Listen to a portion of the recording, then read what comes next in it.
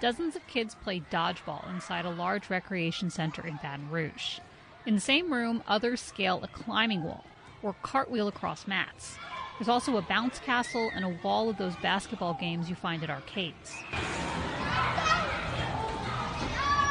Katrina Coots-Ward oversees summer programming for Baton Rouge's Parks and Recreation System, and for a long time was a counselor. I do miss this chaos. There is nothing like staying with the camp for 8 hours. While tiring, Ward says it's incredibly rewarding. Imagine these kids would be at home, at grandma's, inside, watching TV. Instead, they're here. When it isn't too hot, they play outside, where there's a splash pad. Many families need childcare over the summer or just want to send their kids to camp. A survey found in 2024 more than 50% missed out, and rates were even higher in the Gulf South. Mississippi had the worst access in the country. About 3 out of 4 kids whose parents wanted them to attend camp ultimately didn't. Cost was the main factor, followed by location, transportation, and availability. The issues were the same in Alabama and Louisiana. Ward says her team tries to help as many families as possible. What a parent has to do is put a deposit down on camp. It can be just $5. And then we can work on payment plans. You know, if the registration started in March, you could just put a deposit down and then pay off every week. Each session is a week long. The full price is $100, but many families qualify for a 50% discount based on income, and a foundation pays the rest. That covers everything. Their T-shirt, field trips. When we go watch a movie, everybody gets a popcorn and a drink. The system subsidizes its camps, paying for staff out of its larger budget, and it owns its buildings, so there's no rent. In New Orleans, C.O.W.S Academy has a similar arrangement. It's run by the Ashe Cultural Arts Center, a Central City nonprofit that celebrates the African diaspora. C.O.W.S is a Swahili word for creativity. The camp, which has been around for almost 2 decades, includes visual arts, drumming, dance, and gardening.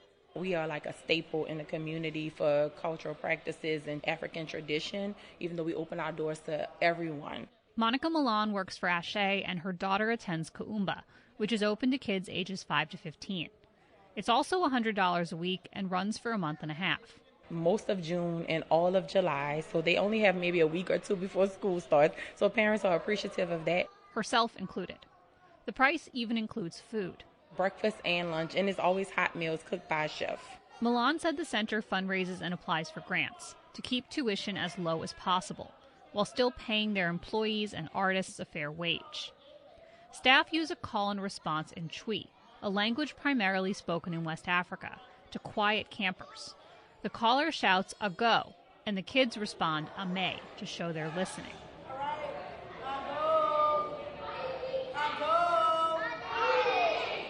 On a recent day, kids learned about Mardi Gras black masking Indians, a tradition with African roots. They met an Indian, specifically a spy boy, who danced for them in a red beaded suit. What does the spy boy do? Look out for other tribes. Exactly. Ashley Hamilton has 2 kids attending C.O.W.S for the first time. A friend recommended the camp. Looking at the prices, like, man, like they really see us as parents. Jermaine Taylor has 3 kids. He says more expensive programs add up quickly, especially for bigger families. They know it's partially childcare, so they're able to charge whatever they want, and they know we have to go to work and all of that. So $3,000 for a 1-month program is kind of crazy. He says C.O.W.S has lightened the burden. For the Gulf States Newsroom, I'm Aubrey Uhas. Medical apartheid. The dark history of medical experimentation on Black Americans from colonial times to the present. A small decorative dot on the forehead of an Indian origin doctor has become the center of a racism debate in the United States and triggered a flurry of online hate. Dr. Karishma Reddy, an Indian-American plastic surgeon, has gone viral after speaking out against racism towards her. It happened after she recorded a video with one of her patients wearing a bindi. Now, the bindi itself carries different meanings for different people. Traditionally worn by many Hindu women, it can represent culture, faith, marital status, or simply personal style. Today, millions wear it as an expression of heritage and identity. According to her, she received a torrent of abuse after posting the video. Dr. Reddy chose to respond via a new video where she admitted that she was shocked by the scale of anti-Indian rhetoric. Earlier this week, I made a reel about a patient encounter regarding my bindi, and it was a light, fun memory that I have. But wow, the comment section went absolutely nuts. I have never seen so much anti-Indian rhetoric in my entire life. She further added that she may have been insulated from such behaviour because she has spent most of her life working in hospitals and clinics where diversity is common, and Indian healthcare professionals are respected. She explained that her experience in medicine had been overwhelmingly positive. Her colleagues had always treated her with kindness and professionalism. That made the hostility she encountered online even more surprising. Many of the comments also mocked Hindu beliefs and practices. But rather than responding with anger, she chose to explain the cultural and historical background.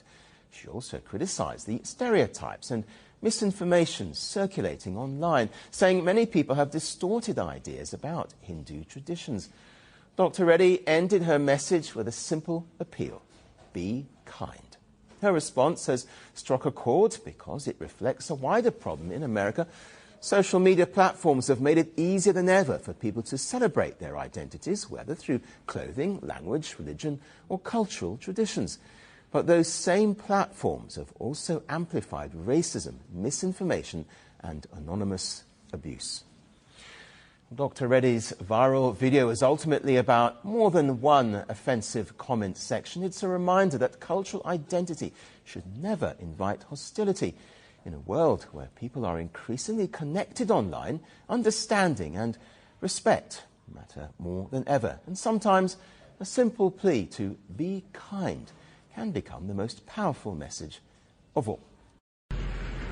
It's important to understand how isolated Jonestown was from Georgetown, the capital of Guyana. You've got 160 miles that cannot be driven. You have to either try to fly over the top of the jungle and land on a tiny airstrip, or you have to take a boat along the coast and down a river. 60 people are still missing after a ferry sank off the coast of Guyana. A total of 133 passengers and crew were on board the MV Barima when it went down en route from the capital Georgetown to Port Kaituma in the south.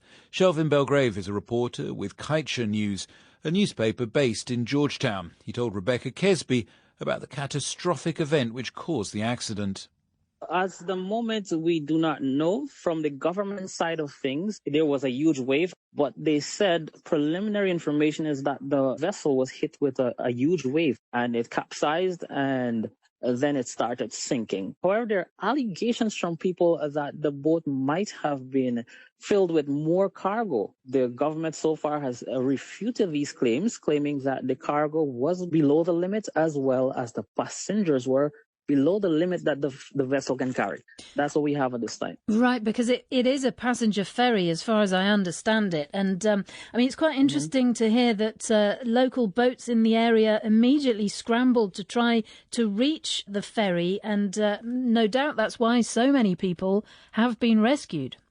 Well, basically what happened, the information started circulating as soon as the vessel started sinking. Reports are that passengers on the vessel sent distress messages first to their relatives, especially those in Port Kaituma. So the information started circulating first in Port Kaituma, where the vessel was expected to arrive. And the distress message, there's a recording of one of those messages where the passenger said, "Can you please send help? Send the police, call the police. The vessel just turned over in the river and we are sinking." And then the story was further circulated by a journalist, a Guyanese journalist who's based overseas. He's on vacation right now. According to him, he saw the information circulating, and when he verified, he was the first reporter or journalist to say, well, you know, we have a disaster in hand. The ferry is sinking at the moment just off the coast of Guyana at a place called Iron Punt off the Pomeroon River mouth on the coastline that borders the Atlantic Ocean. Goodness me. So it was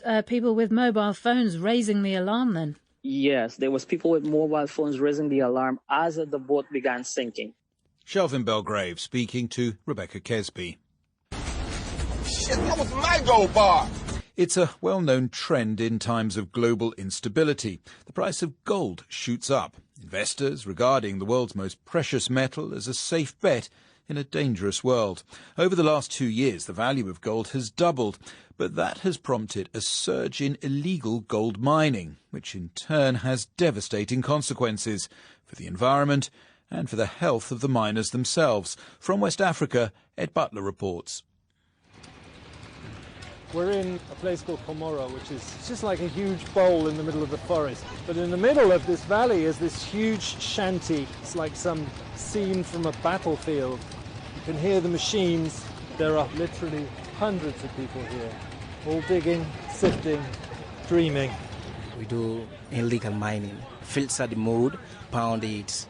From there, we got what we want, which is the gold. That's Kelly Mbayo. He's a local gold miner in Sierra Leone, running a small team here. Job facility in this country is low. So most of the youth, they came here just to make ends meet. It's a place for survival. And do you use mercury to refine the gold? I do use mercury every day. It's not good for the environment here. I know mercury is not good for the environment, and it's illegal substance. Without no mercury, there is no gold. Mercury has been the bane of artisanal mining for years. If spread into the food chain, experts say that mercury can attack the nervous system, the kidneys, cause irreversible brain damage. Some 40% of global mercury pollution, the UN reckons, now comes from small-scale gold mining. The problem is that the tough economics of these poor countries means that illegal workers understand the risks but say they have no choice but to go to the mines. There's no work in this country. The Galamsey work is too dangerous. And it's dangerous? Yes, anything can happen. You can hear some people have died. I'm afraid, but what can I do? I can't do anything. A human being cannot protect us, only God. Illicit gold mining really is a global phenomenon. We see it across Latin America, across Africa, across Asia. Marcina Hunter is the director of extractives at the Global Initiative Against Transnational Organized Crime. The market is immense, in the billions of dollars, and it is having severe environmental impacts and undermines governance and security. From miners mining without a license to organized crime groups, we certainly are seeing drug cartels moving into the gold sector. Colombian law enforcement in particular has said that the gold sector is now more profitable than the cocaine sector. And also foreign financing plays a really big role. One of the key actors flagged is central banks. This is an important point. The insatiable appetite on the part of the markets and major financial institutions to store more gold is directly fueling transnational crime. It begs the question, do we really need to be mining any more gold at all? Stephen Lizak is a researcher on the politics of climate change and sustainability at the University of Oxford. Most people would say no. The amount of damage that is done to the planet, I think, is plainly unjustifiable. And we would reach the same conclusion about ivory or whale blubber. I think gold is probably next on the list. It begins with the consumer saying, I want a gold wedding ring, but I want to be able to look at this wedding ring on my finger and feel good about where it came from. Stephen Lizak of Oxford University, heading that report by Ed Butler. You can hear more of Ed's report on illegal gold mining at bbc.com or by searching for BBC Business Daily wherever you get your podcasts. Why should the black man in America concern himself, since we've been away from the African continent for 400 years, 300 or 400 years? Why should we concern ourselves? What impact does what happened to them have upon us? Don't be surprised when the gas comes your way. That was the message from West Africa to the world after regional leaders formally backed the Nigeria-Morocco Atlantic Gas Pipeline, a $25 billion mega project that could rewrite Africa's energy future and reposition the continent at the center of global energy politics. At the C.O.W.S summit in Freetown, Sierra Leone on the 19th of July, West African leaders signed a landmark intergovernmental agreement that for what will become one of the longest offshore pipelines on Earth. Now, to understand the scale of this project, you have to look at the map. The pipeline will stretch nearly 7,000 kilometers, starting in Nigeria, passing through 13 West African countries, before reaching Morocco and connecting to Europe through Spain. Officials say it will transport up to 30 billion cubic meters of natural gas every year, with up to half of that capacity destined for European markets. Project management will be split between Casablanca and Abuja, and once it's complete, the pipeline is expected to serve around 400 million people. Now, the project officials say the pipeline has reportedly completed its design phases, with construction expected to begin in 2028, and first gas targeted for 2031. But this project is about far more than exporting gas. Officials say it is designed to expand electricity generation, support industrial growth, and strengthen economic integration across West Africa. For over a century, Africa operated under a colonial economic trap, exporting raw crude and gas, watching foreign corporations refine it and buying it back at 3 to 4 times the price. This pipeline flips that model on its head. But behind the engineering of this project, there is also a geopolitical strategy, one that is catered around the geography of West Africa. Take a look at this map. Unlike the rival $20 billion Trans-Saharan gas pipeline, which passes through the Sahel's most unstable areas before reaching Algeria, the Nigeria-Morocco pipeline follows Africa's Atlantic coast, bypassing the terrorism-ridden corridors of the inland Sahel, making it a more secure, long-term energy corridor. That strategic route could prove to be one of the pipeline's biggest advantages, with Nigeria holding more than 200 trillion cubic feet of proven gas reserves, and Europe searching for reliable alternatives to Russian and West Asian energy. The Atlantic corridor positions West Africa as a critical new supplier to global markets. But building one of the world's longest gas pipelines will not be easy. The political green light has been given. Now comes the hard part. The project faces 3 major challenges. First, securing $25 billion in funding. Second, maintaining close cooperation between 14 participating countries. And third, protecting thousands of kilometers of offshore pipeline from piracy, sabotage, and other maritime security threats. The road ahead will not be easy, but supporters say that the reward could be transformational. For the first time, Africa is trying to use its own energy to drive its own industrial future before exporting that wealth abroad.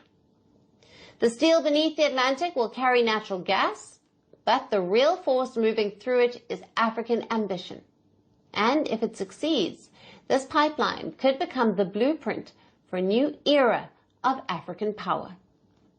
Sundown Towns, A Hidden Dimension of Segregation in America, by James W. Lowen. A federal civil rights lawsuit is challenging the development of a whites-only community in Arkansas. As Jacqueline Froelich reports, this segregated settlement is quite possibly the first like it since Jim Crow segregation. There's a gated community exclusively for white people in the northeastern Ozarks. It's called Return to the Land, stretching across 160 acres. It was founded by white segregationists Eric Orwell and Peter Seary. Orwell says on his YouTube channel, these communities are needed or white civilization faces extinction. It will be a relic rotting in the ground until some future archaeologist goes back to take a look, if that even happens, or we're just full-on Planet of the Apes. referring to a 1968 sci-fi movie showing primates ruling over human atomic bomb survivors. Orwell's plans are being challenged by Michelle Walker, a St. Louis realtor. She applied to return to the land last year to purchase a property stake as an investment. In court documents, she said she was rejected for having Jewish roots, a black husband, and biracial children. So she filed a civil rights fair housing complaint claiming discrimination based on race and religion. Her lawyer is John Relman. He's founding partner of fair housing firm Relman Colfax, who's suing the white separatist group. I would think that anybody would look at this and say, this is about as clear as an example of discrimination, of just blatant, brazen, open discrimination that there can be. Relman says Walker was alarmed by the racial and religious requirements imposed by return to the land. So she's claiming financial and emotional harm and seeks compensation. Return to the Land was registered 3 years ago as a private membership association. Orwell says they sell memberships and not property or real estate directly, which he says exempts the group from the Federal Fair Housing Act. He denied Walker's claim on X and is asking for donations to protect his new, quote, neighborhood, which he likens to an intentional community. She's attacking us. She's threatening white children with homelessness, because if they win this lawsuit and we're forced to sell this land, the white children living here will not have homes. Segregated American communities trace back to so-called sundown towns of the Jim Crow era, forcing blacks in particular to leave white areas before dark, says Kathleen Ballou. She's a white power historian at Northwestern University. And you can see this in the Return to the Land website materials, where they're talking about shared heritage, shared belief system, and a sort of looming sense of apocalypse as a reason for bringing together people who are white in a restricted space. Ballou says the current political climate may be contributing to a more emboldened white power movement. The mechanisms for prosecution have been largely defanged by the Trump administration. The FBI is not monitoring these groups the way that it was. Return to the Land is represented by attorney Jonathan Gross. He represented rioters charged in the January 6, 2021 attack on the U.S. Capitol and is a former Trump appointee to the U.S. Department of Justice, where he served on the president's weaponization team. Gross did not respond to a request for an interview. For NPR News, I'm Jacqueline Froelich in Fayetteville, Arkansas. First, we have a list of pardons and commutations relating to events that occurred on January 6, 2021. Okay, and how many people is this? I think this order will apply to approximately 1,500 people, sir. So this is January 6th. These are the hostages. Approximately 1,500 for a pardon. Yes. Full pardon. $600,000. That's the amount rapper Boosie Badass reportedly paid a Washington lobbying firm to secure a presidential pardon. The rapper, whose real name is Torrance Hatch, was looking to overturn a federal conviction over the unlawful possession of a firearm. But the pardon hasn't happened. Now Hatch is reportedly looking to recover half of what he paid through arbitration. The rapper's case represents a growing industry in Washington, D.C., wealthy clients paying to try and secure clemency from President Trump. Jasmine Wright covers the White House for Notice. She's been reporting on this trend of paying for pardons. Good morning. Good morning. Can you first explain how has the pardon process traditionally worked in the U.S.? Yeah, it's a great question. So traditionally, the pardon process works under the Department of Justice umbrella in an office called the Pardon Office, in which a group of people go over thousands of federal pardon applications that the government gets to see who would apply. And they follow, or they used to follow rather, strict guidelines. Typically, it was that people had served some portion of their sentence, that they showed contrition, they apologized, they said that they were guilty, and that if restitution was to be paid by their individual cases, that had already been done. And so that was the kind of amount of things that people needed to prove to then be considered for a pardon. It was a huge litmus test for folks who had been convicted already to get a pardon, following these very strict guidelines under the Department of Justice, and that just doesn't exist anymore. So what does exist under the Trump administration? How does it work now? There was a impetus by folks around the president and the president himself to do more of these pardons, taking that power away from the Department of Justice. Now, there still is a pardon attorney. His name is Ed Martin, but taking that power really away from the Department of Justice and putting it inside the White House. And so now what happens is that a group of White House aides, including the White House counsel, so lawyers, go over various pardons and then present them to the president. But the way that they get those pardons is very different than the way that the Department of Justice used to get them. Is it just through who you know? Is a lot of it about who you know? Largely, it's through who you know. But I've talked to a lot of different pardon attorneys, pardon lobbyists, folks who are involved in this business, and they say that their number one advice to their clients is, one, call who you know. If you know anybody remotely close to the White House, let them know that you're looking for a pardon. And two, try to get in front of the president. I've talked to people who say that they have advised their clients to go to Mar-a-Lago, the president's resort residence in Palm Beach, Florida. Any way that you can get your application, why you deserve clemency, in front of the president, they say is an easier way to get closer to a pardon. Well, let's talk about the money, though, because that's what happened in this case with Boosie. In your article, you describe a high-stakes pardon economy during Trump's second term. How much money are we actually talking about here in terms of the lobbyists and what they're charging clients to try and secure clemency? And also, this is legal? This is legal. To be fair, people have always paid attorneys, lobbyists for pardons. You're not paying for the individual pardon. You're paying the person to go advocate on your behalf to get you a pardon, clemency, commutation. What's happening now is that because of the normal barriers in which existed to get a pardon, it is easier for people who have some sort of association. They don't have to have a legal degree. They don't even have to be an actual lobbyist to now go and advocate to the White House to get their clients pardons. And so it has created and normalized this new economy in which people are paying up to $5 million in some cases to individual lawyers or lobbyists to then go advocate on their behalf in hopes of getting a pardon. Now, not everybody that is doing this is getting a pardon, as we can see by this case. How has the White House responded to critics of the new way that presidential pardons are processed? They have said that, one, it is ultimately up to President Trump to decide who gets a pardon. And that is true.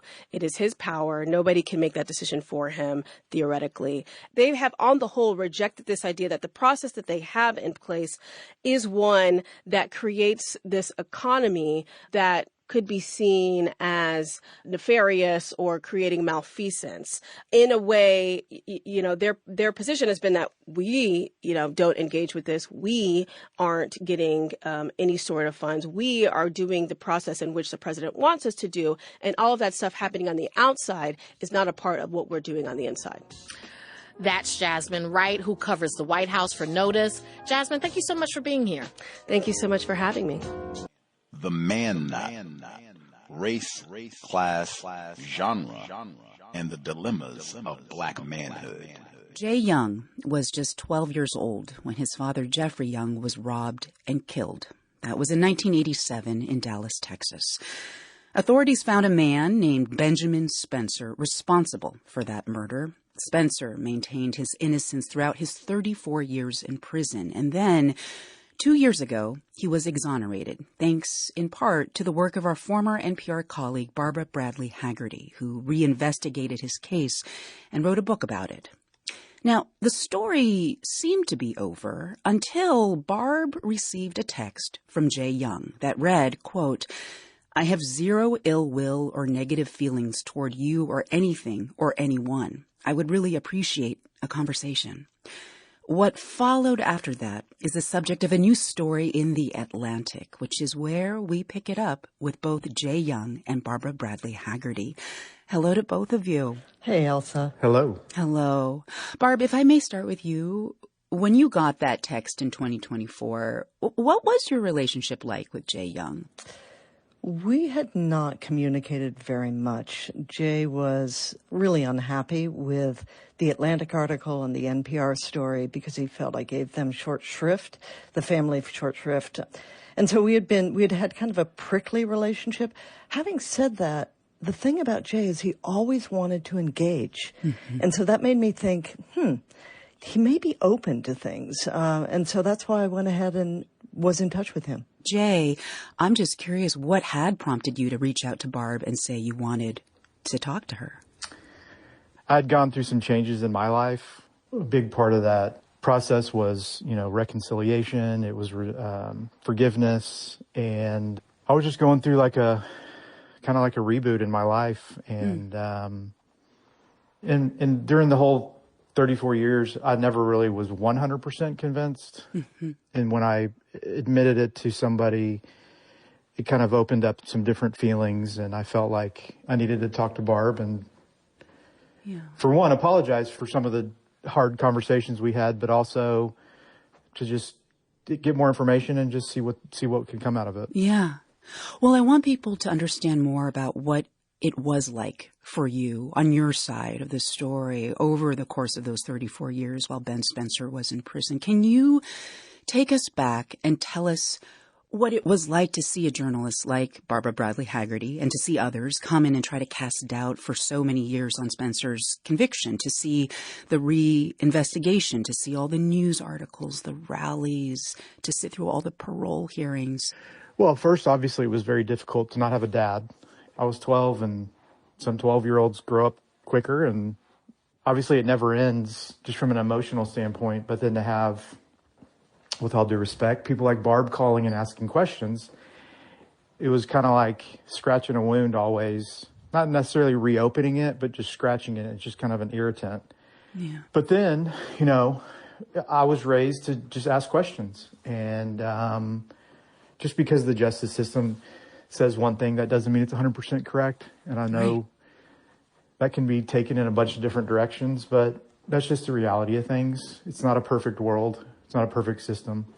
Well, Barb, you wrote something in this Atlantic piece that has really stayed with me, and that is that you eventually realized that Jay's family was in their own kind of prison. Can you talk more about that?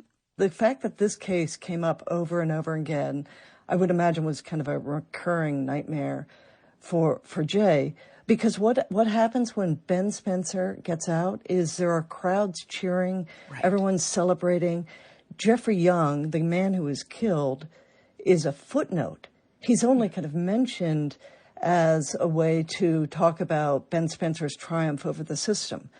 And so they're forgotten. I think Jay didn't even learn that Ben was out until a reporter got in touch with him to ask for a comment. I mean, so what happens is they get forgotten. When the system gets it wrong, when they convict an innocent person, they create two sets of victims. Not only the man in prison, but also the family that never gets justice. And in this case, they will never find who caused the death of Jeffrey Young. Can I ask you, Jay, we just heard Barb reinforce that there's a good chance the murderer of your father will never be held accountable by this criminal justice system. How does that change, if at all it changes, the way you feel about the criminal justice system?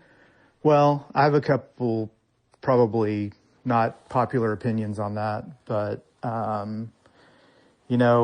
when I did think Ben did do it, Ben was always the face to evil for me. And I mentioned earlier about kind of my rebooting of my life.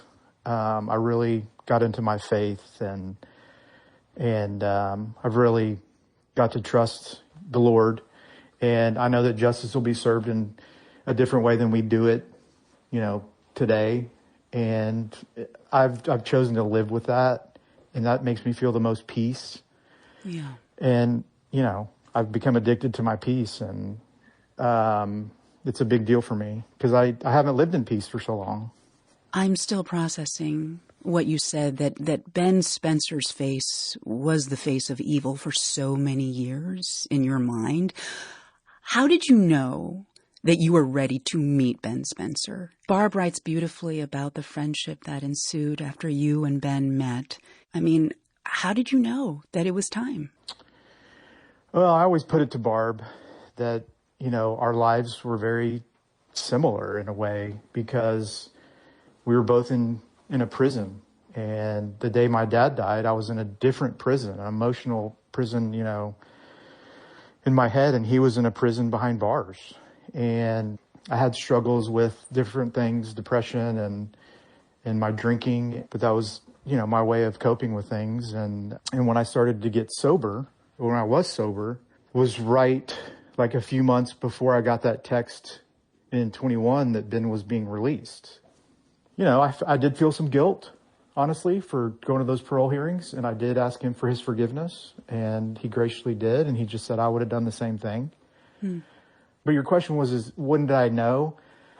I honestly didn't know until I shook his hand, but I was just going with it. And it felt like the weight of the world that I've been carrying for almost ever was lifted. And it was like slow motion when I was reaching out to shake his massive hands. I'm either shaking the hands of the man who killed my father, or I'm shaking the hands of a man that was, wrongfully convicted. And at that moment, I just felt something, and I know it was God just grabbed me and said, I got you. And it almost even felt like my dad was standing there too. It really has changed the way I view reconciliation.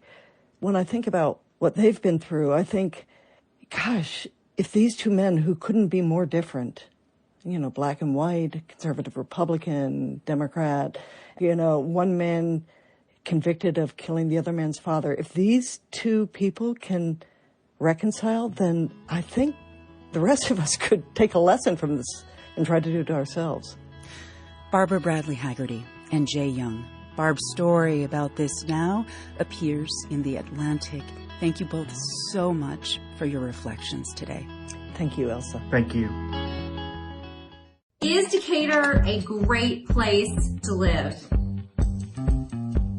If you're considering a move to the metro Atlanta area and you want great schools and a cool vibe, Decatur should be on your list. I wish I could answer that. I don't know how to feel right now. This Metro Atlanta woman filled with emotion after she says she nearly died. What she is now revealing tonight about a pharmacy she says gave her the wrong medication. And that's where we're going to begin tonight at 4:30. Thanks for watching and streaming 11 Alive. I'm Ron Jones. And I'm Faith Johnson, and this is a story you'll only see right here on 11 Alive. A very scary situation. Decatur woman says that a trip to the pharmacy nearly killed her after she was given someone else's medicine. 11 Alive's Chase Howell spoke to the woman who says she's still not feeling right. How much is your life worth? $500 or maybe a few $1,000s? Well, that's how much Betty Thomas says she was offered by Publix after a pharmacist here at its Flakes Mill Road location in Decatur mistakenly gave her fentanyl patches, causing her to overdose. My children just lost their father, and then to turn around and have to go through losing their mom. Betty Thomas is 78 years old and says she has never touched a drug a day in her life. That is until June 5th, when a pharmacist allegedly gave her someone else's fentanyl patches, which Thomas thought was her hormone medication. I'm throwing up. I'm nauseous. I'm dizzy. I can't go to the bathroom. I am sick. Thomas says she got so sick, her son came over to take her to the hospital. It was then when he realized his mom, Betty Thomas, had been given Betty Davis's prescription of fentanyl patches. At that point, Thomas says she'd been using the patches for 18 days. We were all afraid that we were going to lose you. Deanna Thomas is Miss Betty's granddaughter. She's been dealing with Publix corporate office since this fiasco happened. And on July 7th, she got this email offering her grandma $4,000 to make up for what happened and to cover her medical bills. It was a straight slap in our face. And it was no remorse. It was, we're giving you more than the $750 that's standard. I reached out to Publix on Monday and then again Tuesday morning for a statement, but I never got a reply. Since this whole ordeal, Miss Betty says that she's taken those fentanyl patches to the police department to be properly disposed of. As for her healing, well, she says that's just going to take some time. In Decatur, Chase Howell, 11 Alive News.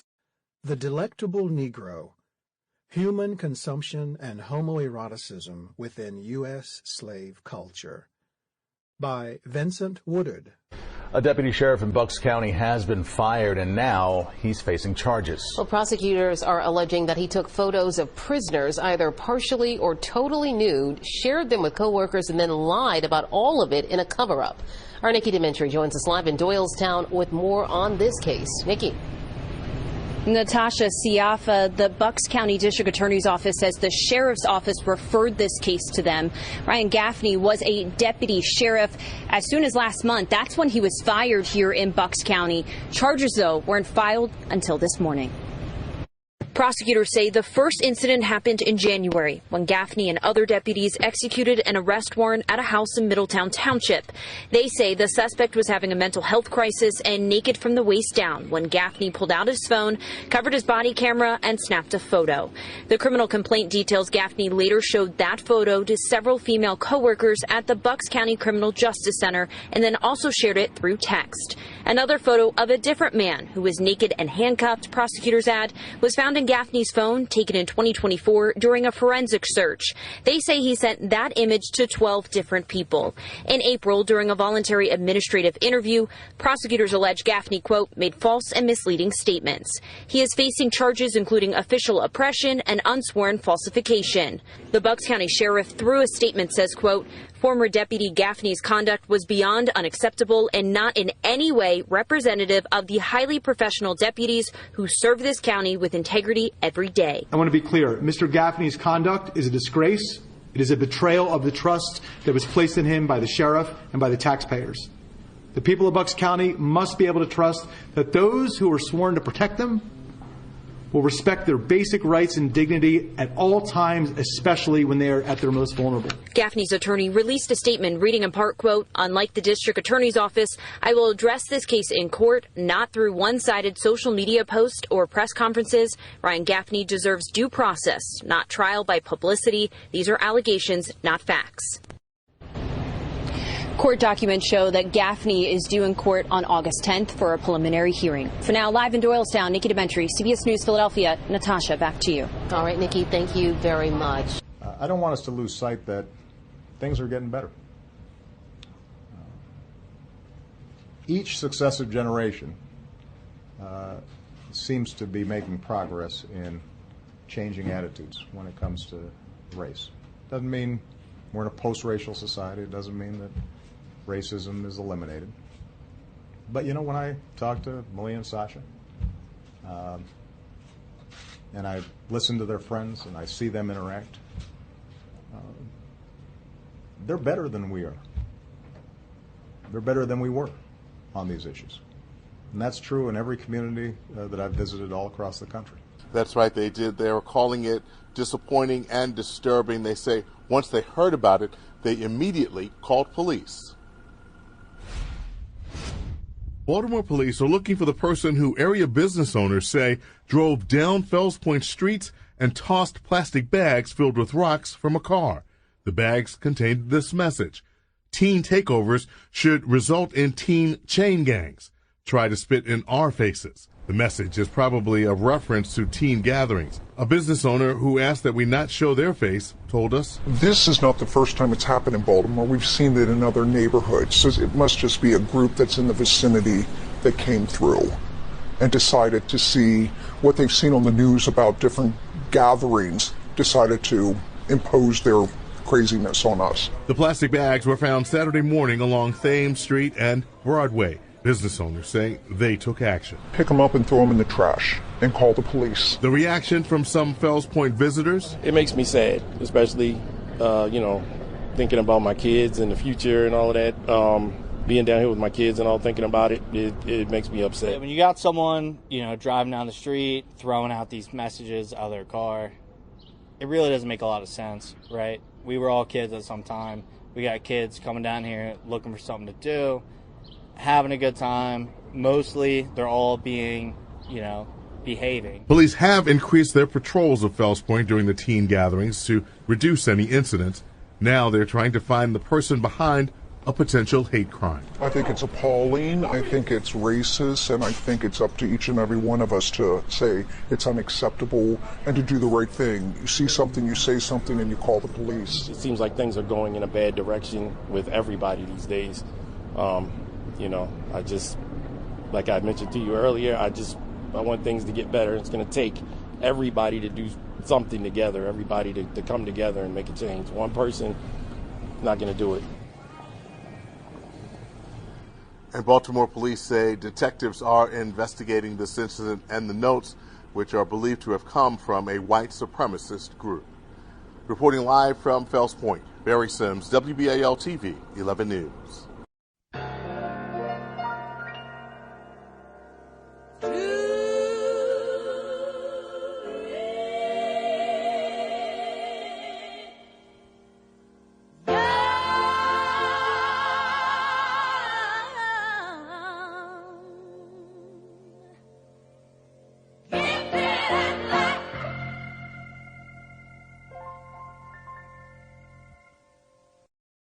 A Rochester City attorney filing a summons complaint charging a woman with disorderly conduct after she went viral last spring for allegedly using a racial slur against a child. Tonight in Olmsted County, several people are praising this move. Fox 9's Babs Santos went to Rochester to learn more about it. He joins us now live with the details. Babs? Well, Randy, part of the process here was the city attorney trying to get input from the victim's family to make sure that that family wanted to move forward with charges. However, there were 3 families actually claiming to be the family involved in all of this, so it took law enforcement some time to figure out which family it truly was. And after figuring that out, today the city attorney moved forward with these charges. It's about what we can do within the letter of the law, and while it's frustrating and there are different opinions. Many people in Rochester have been waiting for this day since last April, waiting to learn if Shiloh Hendricks would be charged with a crime after allegedly using the N-word to rebuke a Somali boy with autism who reportedly took a pouch of applesauce from her diaper bag, an encounter at this Rochester playground that went viral on social media. But yeah, I don't agree with it at all. I don't agree with using that kind of verbiage. This week, charges came down. 3 misdemeanor counts of disorderly conduct with a maximum sentence of 90 days in jail and a $1,000 fine. In charging documents, authorities say the 36-year-old was hostile and racist to the 8-year-old child, all because of a pouch of applesauce. The child's parents allegedly feared Hendricks would strike the boy, and Hendricks allegedly said he was about to hit him for taking her son's stuff. I think it's justified that she's being charged. I think it's completely unjustified her reaction to the situation, especially being a child. Special needs or not, a child's a child. Now, Mayor Kim Norton hopes her damaged community can begin to heal. Already, there have been protests, community conversations, and an NAACP town hall. The conversations have been very difficult surrounding the First Amendment and First Amendment rights, but words do hurt people. And another detail in all of this that some may remember, after that incident, Shiloh Hendricks had an online fundraiser raising money to relocate that brought in about $800,000. Today, the mayor of Rochester admitted that law enforcement is still unsure if she has perhaps since left town. Reporting live tonight in Rochester, Babs Santos, Fox 9. All right, Babs, thank you. I'm getting in the elevator, and these 2 high school white boys tried to get on with me. And I just dove off. I said, y'all ain't killing me.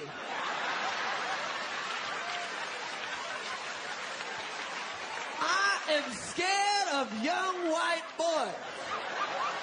If you white and under 21, I am running for the hill. What the hell is wrong with these white kids shooting up the school. It's breaking news within the last 20 minutes. The teen accused of opening fire inside Appalachia High School has now entered a guilty plea. Almost 2 years ago, 2 students and 2 teachers were killed in that tragic shooting. And Good Day's Kim Leffler is live outside the Barrow County Courthouse with the latest. Kim? Well, good morning. Colt Gray has pled guilty to all 55 counts against him for the shooting inside of Appalachia High School in 2024 that took the lives of 2 students and 2 teachers and injured 9 others. Now, this was a non-negotiated plea, which means both the state and the defense can present evidence as to what his sentence should be. Now, the minimum sentence, the judge said, is life with the possibility of parole, and the maximum is life without parole. Now, this morning, the state began their arguments by allowing family and others to come and give victim impact statements. Now, the family, Mason Skirmahorn, who was one of the students killed in the shooting, spoke first. His mother asked the judge to not give Colt the chance of parole, have a life sentence without the possibility of parole. Take a listen to some of her statements. He knew the difference between right and wrong. He knew that bringing a weapon into a school was wrong. He knew that pulling that trigger was wrong. He knew that every choice he made that day would forever alter countless lives. The failures of the adults around him may explain parts of his story, but they do not excuse the decisions that he made. Those decisions were his and his alone, and because of those decisions, my Macy Mace is gone. Now, Colt's father, Colin Gray, has already been convicted on 27 counts, including murder, for providing the gun used in the shooting. His sentencing is scheduled for next week. Again, those victim impact statements are still underway at this hour, and we will keep you updated throughout the morning with the latest from court. For now, live in Barrow County, Kim Leffler for Good Day Atlanta. All right, Kim, thank you. You know, I and my white friends. Officials who discovered Wells' body say some information released by attorney Ben Crump is false. 16 WAPT's Brooklyn Joyner live here in the studio. Brooklyn, they're saying they want people to be patient here. That's right, Megan. The vice president of the Cajun Navy said during this morning's press conference, attorney Ben Crump claimed that Nolan Wells' body was found fully clothed. He said that's not true. Breaking down the results of an independent autopsy performed on Nolan Wells, the teen who was found dead on Horn Island days after Independence Day. His cause of death, undetermined. Undetermined is just not enough evidence to show just cause or prove factually a cause of death. Damian Morrell, a Jackson funeral director who has studied bodies for 20 years, says this process could take months. Wednesday morning during a press conference, attorney Ben Crump said there were several limitations in figuring out the cause of death because Nolan's organs were missing, like his lungs and throat. These were taken by state officials during the initial autopsy, and Morrell says that's common because they are probably testing them to see if Nolan had any injuries or abnormalities. With doing autopsies, you have to wait on certain tests and results to come back, and that can take some time. Crump also mentioned that officials told them Nolan was found in the water fully clothed. Nolan was found face down, fully clothed. Well, that's significant to us because the last time we saw him on the videos, he was without a shirt. But the Cajun Navy Vice President Brian Trasher says this is not true, urging everyone to stop spreading misinformation. Mr. Crump took it upon himself to go further from the phrase fully clothed to basically make up that he had a shirt on. And why did he have a shirt on when he was found, but he was not wearing a shirt all day? That'd be a good question if it was true, but it's not true. Both Trasher and Morrell say the public must have patience because there is one goal, which is to figure out what happened to Nolan. Yeah, we need to keep asking what happened until somebody tells us what happened.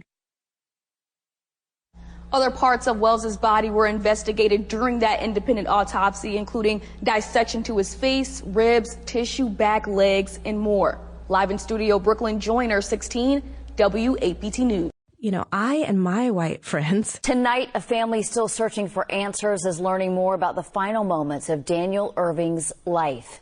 Newly released autopsy findings are shedding light on the North Texas man's drowning death in Lake Ray Hubbard. As two teenagers face tampering with evidence charges, Irving's loved ones say they believe more serious charges are warranted. NBC5's Shannon Miller reports on the new details revealed today. According to the autopsy report for Daniel Irving obtained by NBC5 from the Dallas County Medical Examiner, after jumping from a bridge into Lake Ray Hubbard in April, Irving, a high school senior swim team member, was seen to surface once, call out for help before becoming submerged, and did not resurface. Why would you throw away his clothes and delete messages and not even call his mother? Last week, attorneys for the family of Daniel Irving called for a full and impartial investigation into his death. 19-year-old Lucas Roper has been charged with tampering with evidence after admitting to Dallas police he panicked after Irving drowned.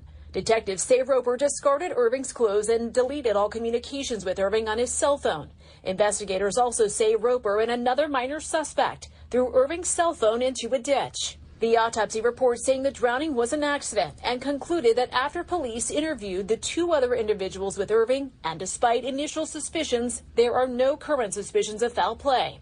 If it was your child, would you say it was an accident or death, or would you say it was a murder? Dallas police said last week, as with any active criminal investigation, detectives evaluate information as it is received and will continue to follow the facts where they lead. The Dallas County DA telling NBC5 Monday it does not comment on pending cases.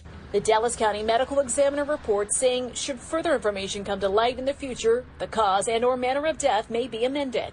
Attorneys for Irving's mother said they have no comment on the findings of the autopsy report or if their calls for an independent investigation include an independent autopsy. In Dallas, Shannon Miller, NBC5. Do you think your situation would be better, the same, worse if you had stayed in Wisconsin? I think it would have been worse. And so part of the tragedy that brought me to California is that I was homeless in Wisconsin around my whole quote-unquote family. Okay, so if I had stayed in Wisconsin, I think I would.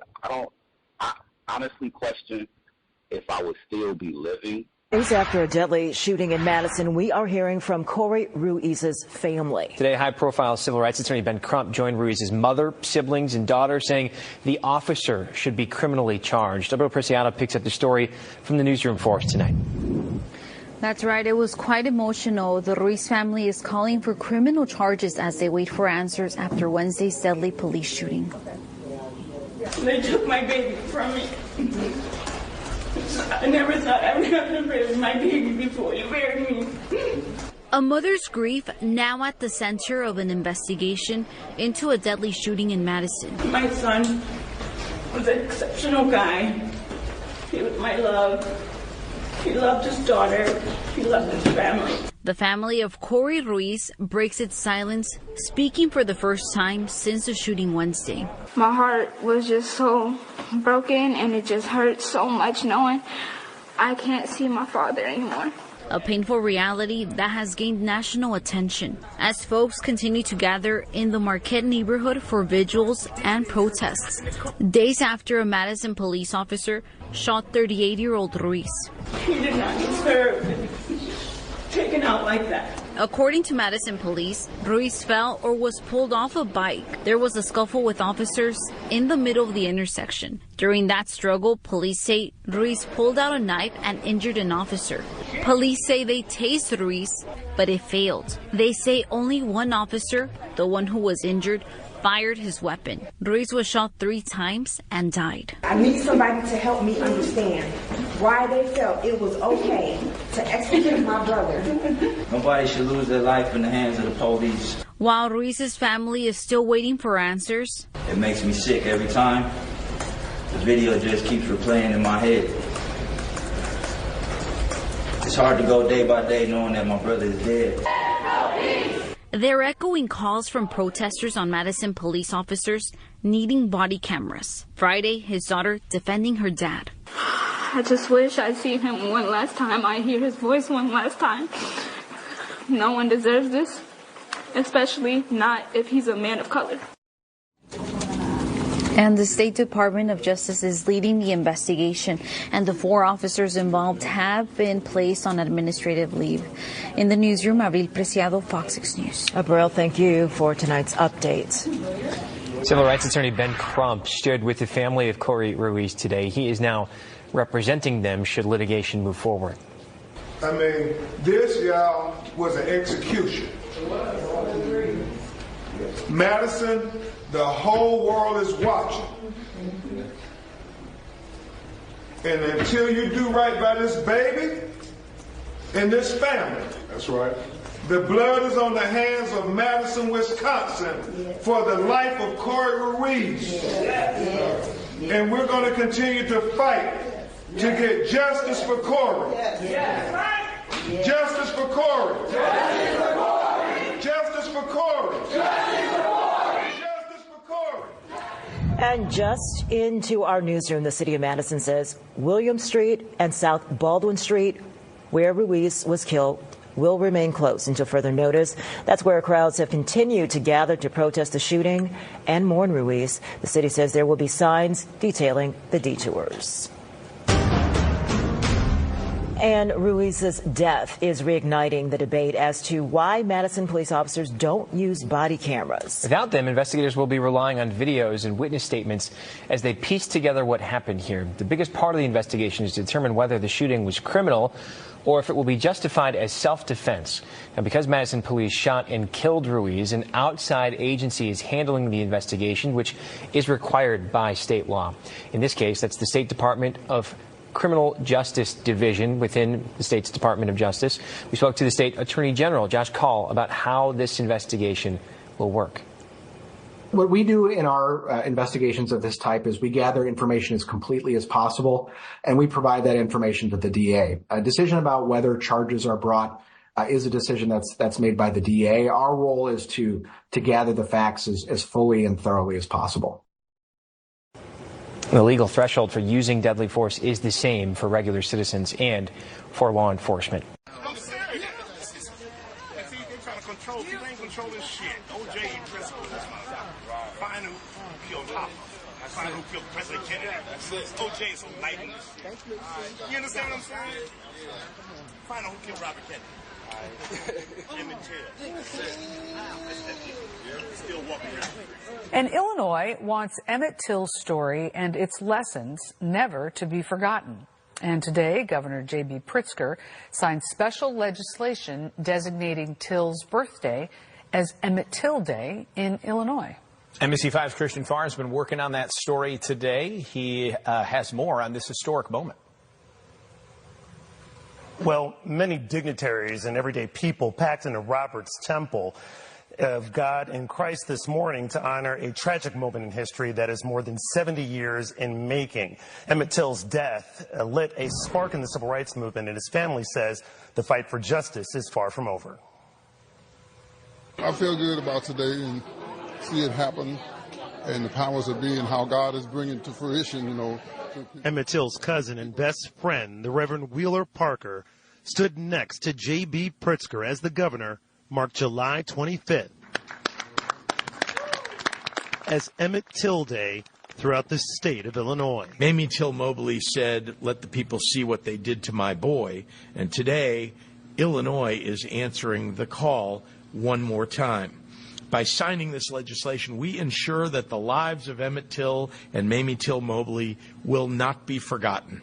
The signing was held at Robert's Temple in Bronzeville, where back in 1955, Till's mother, Mamie Till Mobley, made the decision to hold an open casket service so the world could witness the brutality of her 14-year-old son's lynching during a visit to Mississippi. All I know that there was a lot of commotion and people were upset. Reverend Parker was just 16 years old at the time and saw Emmett right before he was kidnapped and murdered. Every time I saw his mother, I felt like I had a survivor's guilt.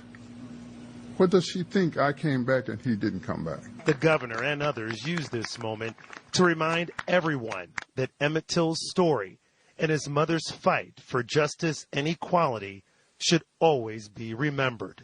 We understand here in Illinois that we cannot build a more just future if we are unwilling to confront the injustices that have been committed in our past. I wish that he was here, but he accomplished more in death than he did if he lived. Now, this coming Saturday, Emmett Till Day in Illinois will mark the 3-year anniversary when then President Joe Biden created the Emmett Till and Mamie Till Mobley National Monument. Roberts Temple is the designated site of that monument. Marion and Alex. It's been quite a fight for them just to keep the story alive, and for so many years, no one talked about it. And Rich Samuels is one of the first people, formerly of NBC5, who brought the story back to the public's awareness. And here we are today. Yes, we are. And Reverend Park even brought Rich Samuels up. He always does. He always does. Thank you so much, Christian. We appreciate it. We also invite you to learn more about the story of Emmett Till by streaming our documentary series, The Lost Story of Emmett Till, the last version being Then and Now. It's on our website, NBCChicago.com. Context of White Supremacy, Chicago, India. In fact, Chicago, when we recently had, I made an error. I referred to our guest. His name is suspected racist Preston Lauterbach. I referred to him as Peter once. The description was correct from the beginning, Preston, but I did reference him as Peter briefly, and then Mr. Lauterbach, which is accurate for the rest of the time. But anyway, when we spoke with him, we talked about the coverage, Ernest Withers' coverage of the Emmett Till trial, murder trial, and that Mr. Withers was doing this before he became a paid informant for the FBI. But again, Mr. Withers' FBI informant code was M-E for Memphis 338, meaning there were 337 other informants in Memphis, Tennessee alone. And then R Ghetto. That was his official code. Then I said, what was William O'Neill's code? Because he was in Chicago, where the assassination of Fred Hampton and Mark Clark occurred in 1969. That is 14 years after Emmett Till was lynched in Mississippi. William O'Neill's code, CG, Chicago, 68, I think it's 6870, 6871, something like that. One of those 687, pick a number between 0 and 9. I think it's 6871. Anyway, but the important is that approximately 7,000 informants in Chicago. That's the sort of thing that I think of now in processing all of that. Like, wow, I bet they had all kinds of informants for the funeral. And, we got these uppity niggers in here. We got to spy Mississippi as well. Same thing. Anyway, context of white supremacy. But when we spoke with Mr. Lauterbach, he talked about how Mr. Withers going to take photos during the trial for Emmett Till, that was dangerous work. He could have been killed, going down the middle of all that and preserving that for history. He has a big portion of his book talks about that. Then right after the trial, Mr. Withers begins thinking for the FBI. The cows, Gusty Renegade, in for another broadcast, hopefully to share constructive information on the global system of white supremacy. Today's date, Saturday, July 25, 2026. So I have been told. Specifically, people consistently will talk about, are there things we can do, ways that we can work against racism? Gus T has a task we can get to right now. I already shared this on social media. I will explain it. It should not be very difficult. And this is not, if you want to invest, if you have learned anything constructive from the cows, this is very easy. Let's not be spectators. Let's not be spectators. This is something I guarantee you can complete this. probably in less than 15 minutes. And I'm being very, I'll say conservative, meaning I suspect if you are proficient at signing your name on a piece of paper or sending an email to two people at the same time, or dare I even say sending two separate emails, if you can do all of those things with relative ease, hey, you might finish this here thing up in less than 5 minutes. It's one of the, you can keep the television on and do something that I would regard as being important, constructive, and this is not, you would not put one nickel in Gus T. Renegade's pocket. You would be directly assisting justice for Sade C. Robinson, victim of white supremacy, black female, murdered, dismembered, vehicle stolen, arson to her vehicle, never even recovered her skull, storage unit looted just days ago. Last week we heard the report. Still haven't heard an update about an arrest for that one. All of the things that have happened in that trial, all the things that have happened to Ms. Scarborough that she has had to endure since her daughter was killed, her oldest child was killed in 2024, and the entire family, Sade C. Robinson's entire family. This is an easy one. What is called in jurisprudence the voir dire, that's just Latin unless I'm misinformed, in terms of the written record of how the jury that had exactly 3 non-white people out of 15, when they whittled it down, it was non-white people and 3 non-white people on the final jury, 2 black people. The voir dire, written record of how that happened, the questions, I was in court for all of that, but just the written record of all of that is being held. The court reporters thus far are refusing to release the full document. Even more, at least equally important, and that's important. I'm going to come back to that voir dire and the jury as to why that's important, but I'm just going to say again, Milwaukee is known for racism, specifically with criminal juries and not selecting black jurors in a city that has a massive population of black people. It's way more black people in Milwaukee than there are white people. How is it non-white people on this jury and 2 black people? How is that? The voir dire sometimes has key details that you would not even have access to, even if you sat in court. One, the jury selection part, even though this trial was televised, the jury selection was not. So you had to be physically in court to hear, observe, see, take notes on the jury selection process. And even if you did that, you would miss some details because they'll have those sidebars and private conversations and all of that. So there are key details in the voir dire about how you end up with that jury. That's one.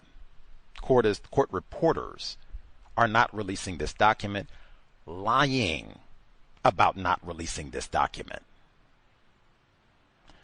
Equally important, or more so,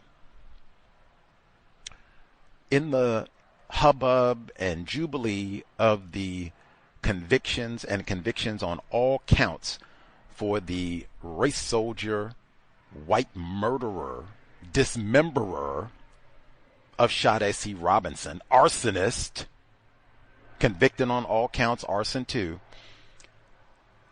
There was one tidbit. I was in the court for that too. I was there for the full trial, day 1 for the jury selection. Very in 2 weeks later, the verdict.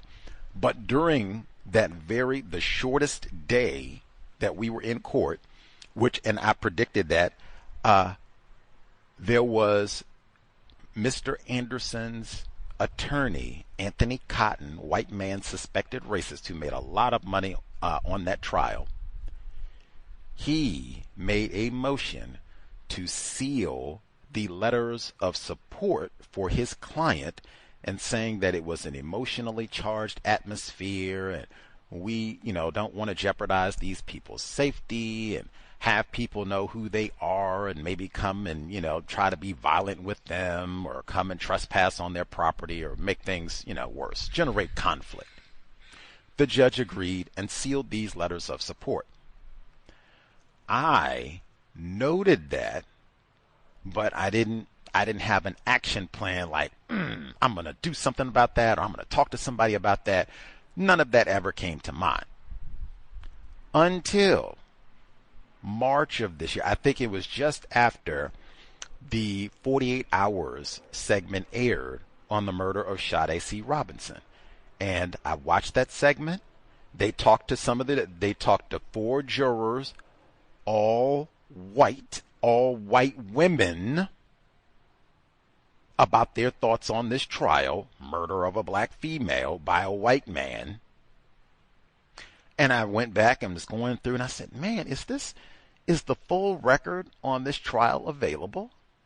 Everything but those sealed letters of support for Max Anderson. I was ignorant enough. I said, man, you have to file a motion to get those letters. I said, I don't live in Wisconsin, and I'm not connected to this case. Can I file a motion to unseal these letters? Gus T. was ignorant enough to ask the bot. The bot, yes, indeedy, you do not have to live in Milwaukee or even the state of Wisconsin to file a motion to unseal these letters. Do it right now. And I did. The countdown is Friday. So, and particularly for Gus T, and even more important, again, most important, this is for Sade C. Robinson. Her mother, Sheena Scarborough, she has a pending civil suit. These letters of support may be beneficial to her civil trial. I don't know. At minimum, she should have them. Any resource, information that may be helpful in that endeavor, she should have them. And I think anybody on the cows, if you heard Sheena Scarborough visit us last year, if you heard my coverage of the trial, if you are serious about replacing white supremacy with justice, anybody who says, man, what do we do? This is an easy one. All you have to do, send an email.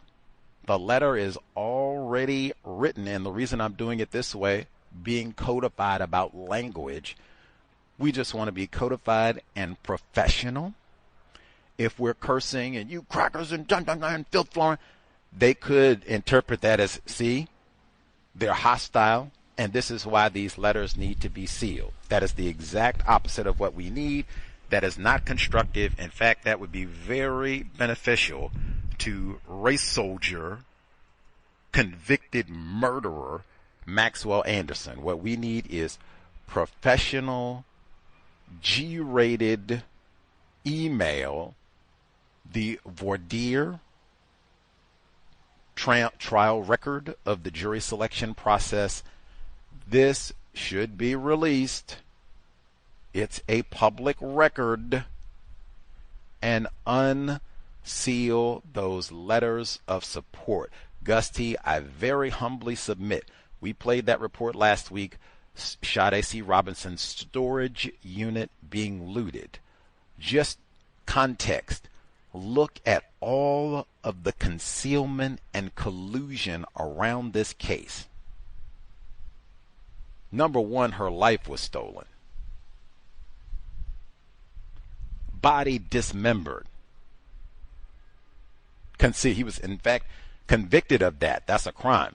Dismemberment of a body in the act or in concert with concealment of a crime. He was convicted of that. Where is her skull? Miss Scarborough tearfully asked when they did the sentencing, August 2025, where is her skull? Gus T. very humbly, tragically said, hey, delectable Negro, J. Dahmer, white culture, demon who make trophies of men. I have seen this before and seen this many, many times. Posted a report where they were supposed to be, got to get white people to stop making trophies out of these giraffes, going to the continent and killing giraffes just to make a trophy and put it up on a... I have seen, they're talking about Emmett Till. I have seen this behavior. In fact, we talk about what they call it, murderabilia. When we did our study of Columbine, other time white people were shooting up the school, when we did our study, murderabilia, they got the serial killer museum, and ooh, I want to get the shirt Jeff Dahmer had on when he went and killed up them black people. Ooh, I want to get this document about when that happened, and ooh, like that is very common culture behavior in the system of white supremacy. Like, I thought that then. I'm just could look at all of the concealment. These letters, that trial was televised. The trial record is supposed to be public. There is no, this is Wisconsin state law. You can look this up yourself. There is no expectation of privacy. And even, I want you to think about this. I just told you, the Sade Robinson murder trial, they talked about this case on 48 Hours, CBS, already. Barely been, it aired, earlier this year? So it hadn't even been 2 years from the time that she was murdered and dismembered. 48 Hours already covered her case. And then they had other, I think she has at least 2 documentaries on her murder already. This trial was televised. We had C.O.W.S listeners who said they watched the whole thing live time right on YouTube, it was streamed live. You had many outlets. I said myself, I could have stayed in Seattle and watched the whole thing except for the jury selection. Why would I think, if I am writing in voluntarily a letter of support for Maxwell Anderson, hey, the judge could have read these letters into the record. The defense attorney could have requested, hey, this is support for my client. Anthony Cotton could have read some of these letters into the record. There is no expectation of privacy when you voluntarily insert your views unsolicited and opinions. They didn't have no television ad on WISN or the Milwaukee Journal-Sentinel. These are local Milwaukee media outlets. They didn't have no advertisements that Gus T saw while I was in Milwaukee for the entire time. I didn't see any advertisement. Hey, if you got thoughts on the Maxwell Anderson trial and you want to influence the judge or the sentencing or just make your views be heard, go on and drop us an email, and this is the address. Or if you want to drop snail mail, here's the address, blah, blah, blah. I didn't see nothing like that, nor did I hear any sort of advertisement like that or encouragement in the courtroom. So this is unsolicited opinions to influence the judge. There is no expectation of privacy. Who are these people? You got Max's back, a convicted murderer, a convicted arsonist, a convicted dismemberer. Now, Max ain't all bad. He's a good old boy. Mind you, he ain't never had no job. He's kind of shiftless, ain't really done nothing but work in the bars, got a long criminal rap sheet. Like, who are the... Stand by your work. What, Neely Fuller Jr.? Stand by your work. and unredacted letters like the audit. Who ain't nobody went out to attack Maxwell Anderson's parents. We've had 2 years since her murder. Ain't nobody went out to track them down. Their names are online. You can go get them easily. They've been hunted. Matter of fact, I was there. People could have been lurking in the bushes outside the courtroom. We'll just get them and give them a good smackdown once they leave the courtroom for the day. That didn't happen. To suggest that Max's white homies are the ones that need protecting, while you can't even secure the storage facility for Sade Robinson's last remains, much less where is her skull. Gus T is begging. This is the investment. I will not get a nickel from any of this. We will get them letters. And we'll figure out how that jury ended up with 9 white people and 2 black people in Milwaukee. You can download the letter. That's what I'm saying. You don't have to do anything. The letter to send is already written. You can download it. It is on my social media, all of them. I don't do no social media, I ain't gonna do it. No problem. Drop me an email, untiljustice@gmail.com. I will gladly send you the email and the very brief instructions. The link, you'll see it. Social media, all that good stuff. If you follow the cows, it's right there. If you, like I said, if you have got anything constructive from the cows, or more importantly, hey, I'm serious about replacing white supremacy with justice. I heard about what happened with Sade C. Robinson, and if I have 5 minutes that would be helpful to her family, I don't think you have to really turn the volume down or mess up your TV watching for this. I think you really can get this done probably in less than 10 minutes. I really do. Once you download or email Gus T untiljustice@gmail.com, and I will promptly send you that letter. All you have to do, open that document on your phone, computer. You will see the spot. It's a PDF. You'll see the spot at the bottom. Write your name, sign your name, date it, drop an email, and you will have this, you'll see it written out explicitly. If you're on social media, if you drop me the email, I will send you the emails. Once you have the pre-written letter that you just need to sign and date, make sure you can read it. It doesn't say anything goofy. It says what I just said, but it's very brief. Release the voir dire report of the jury selection and unseal the letters of support. Again, these are both public records.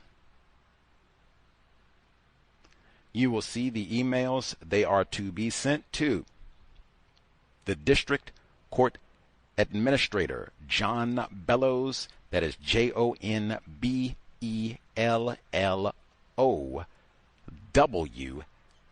His email is john.bellows@WICourts,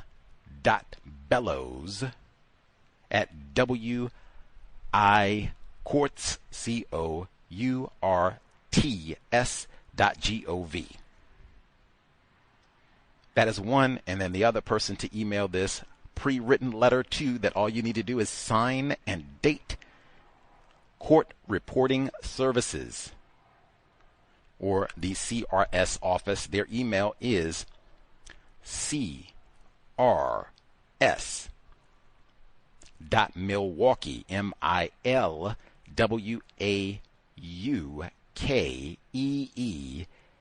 at WICourts, COURTS.gov. Those are the 2 emails. That is all you need to do. Download, drop me an email. I will forward it right back to you, the letter to send. But once you have that letter, sign it. date it. Send it to those two addresses for John Bellows and Court Reporting Services in Milwaukee. And that is it. As I said, we're all sending the same letter. Discipline, not ranting, raving, cursing. That would be very destructive. You are helping race soldiers doing that. We wanted a very G-rated, very professional, but very serious release public records. And again, Miss Sheena Scarborough, she has a pending civil suit against this killer and his family. These records may be beneficial. In fact, these records may be helpful to her civil suit and our thinking about what happened with the looting of the storage unit. I think it is all really, even in my opinion, the obstruction from the courthouse in releasing these documents, these public records, I think that all might be related. Context. I could be ignorant, but once we get them records, we can confirm or disconfirm. We'll see. Maybe Gus T was wrong. I'm begging. If you need an investment, like I said, you don't have to have a nickel. You don't have to have 1 cent, 1 shilling, 1 pound. All I need is 5 minutes. If you have social media, you're on there name calling and doing what else, posting your entertainment, reparations, and foundational black. If we can just borrow, I'm saying like max 15 minutes, it shouldn't even take that. Go hit Gus T, Facebook, X, wherever, or drop me an email, untiljustice@gmail.com. I will immediately send you the letter and the very quick instructions. All you have to do is send this email to 2 people after you have signed and dated it. Press send. Easy. Super easy. Super duper easy. And I'll be able to let folks know once we make some progress on all of this, hopefully within maybe 3 weeks or so. We can give an update once these records become available. I will be making sure Miss Scarborough has them in her hands, as well as her attorney, hopefully, and other folks as well, so that they can kind of look at all of this in context about exactly what is happening with this case. I cannot stress enough, and really, what did Fuller say? If you want the essence of white supremacy, in his view, I wouldn't point at Adolf Hitler. I would point at Jeffrey Dahmer. He says that is the essence, that is the epitome of what white supremacy culture and conduct is all about. Befriend a black person and then hack them up. And he said, you keep the parts right there. Demon who make trophies of men. Really, since she's 19, in my view and others, you're talking about a black child, really, especially in relation to a 33-year-old white man. Demon who make trophies of men. Where is her skull? Where are her belongings from the storage unit? Where are the sealed records, letters of support? And who? And man, unredacted. Ain't no expectation of privacy. Unredacted letters. Who wrote in? Take it easy on old Max. Max is a good boy at heart. He just had a bad turn. What? Or even Max didn't do all this. I know we got them pictures in the phone and it looked tough. Maybe somebody snuck in and stole it. I don't know. But anyway, Max is a good boy. We've had some good nights, and boy, he can put that tequila back. I'm gonna tell you. What? That's what I'm saying. What exactly is in the letter? How many? Come on. Hey, look here. Any of you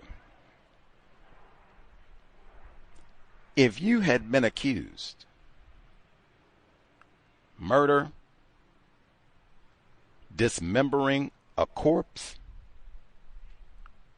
arson, and dismembering of a corpse to conceal a crime. I think those were the 4 individual charges, and it should have been theft of her vehicle as well. Grand auto theft should have been in there as well. Grand theft auto should have been in there as well because he stole her car and then set it on fire. That's how we got the arson charge. If that had been any of you, particularly any of our privileged black males, if that was you, and this is, we got the so-called interracial thing, so God forbid this is you and you done all this to a white female. I'm not even trying to get that crazy about it. Just, we will say you did this to somebody non-white. How many letters of support do you think you would get?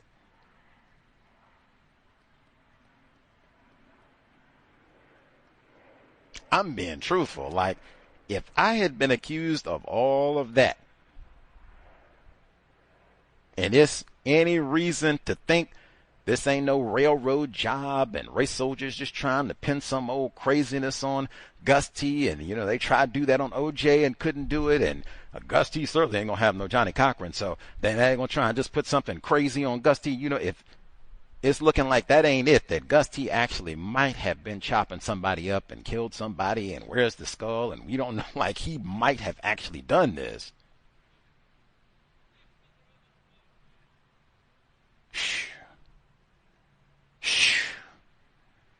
Buddy, I wouldn't look for nary a syllable from no cows listeners or nobody else. Be like, ooh. Well, especially lots of us still think that OJ killed all those white people. So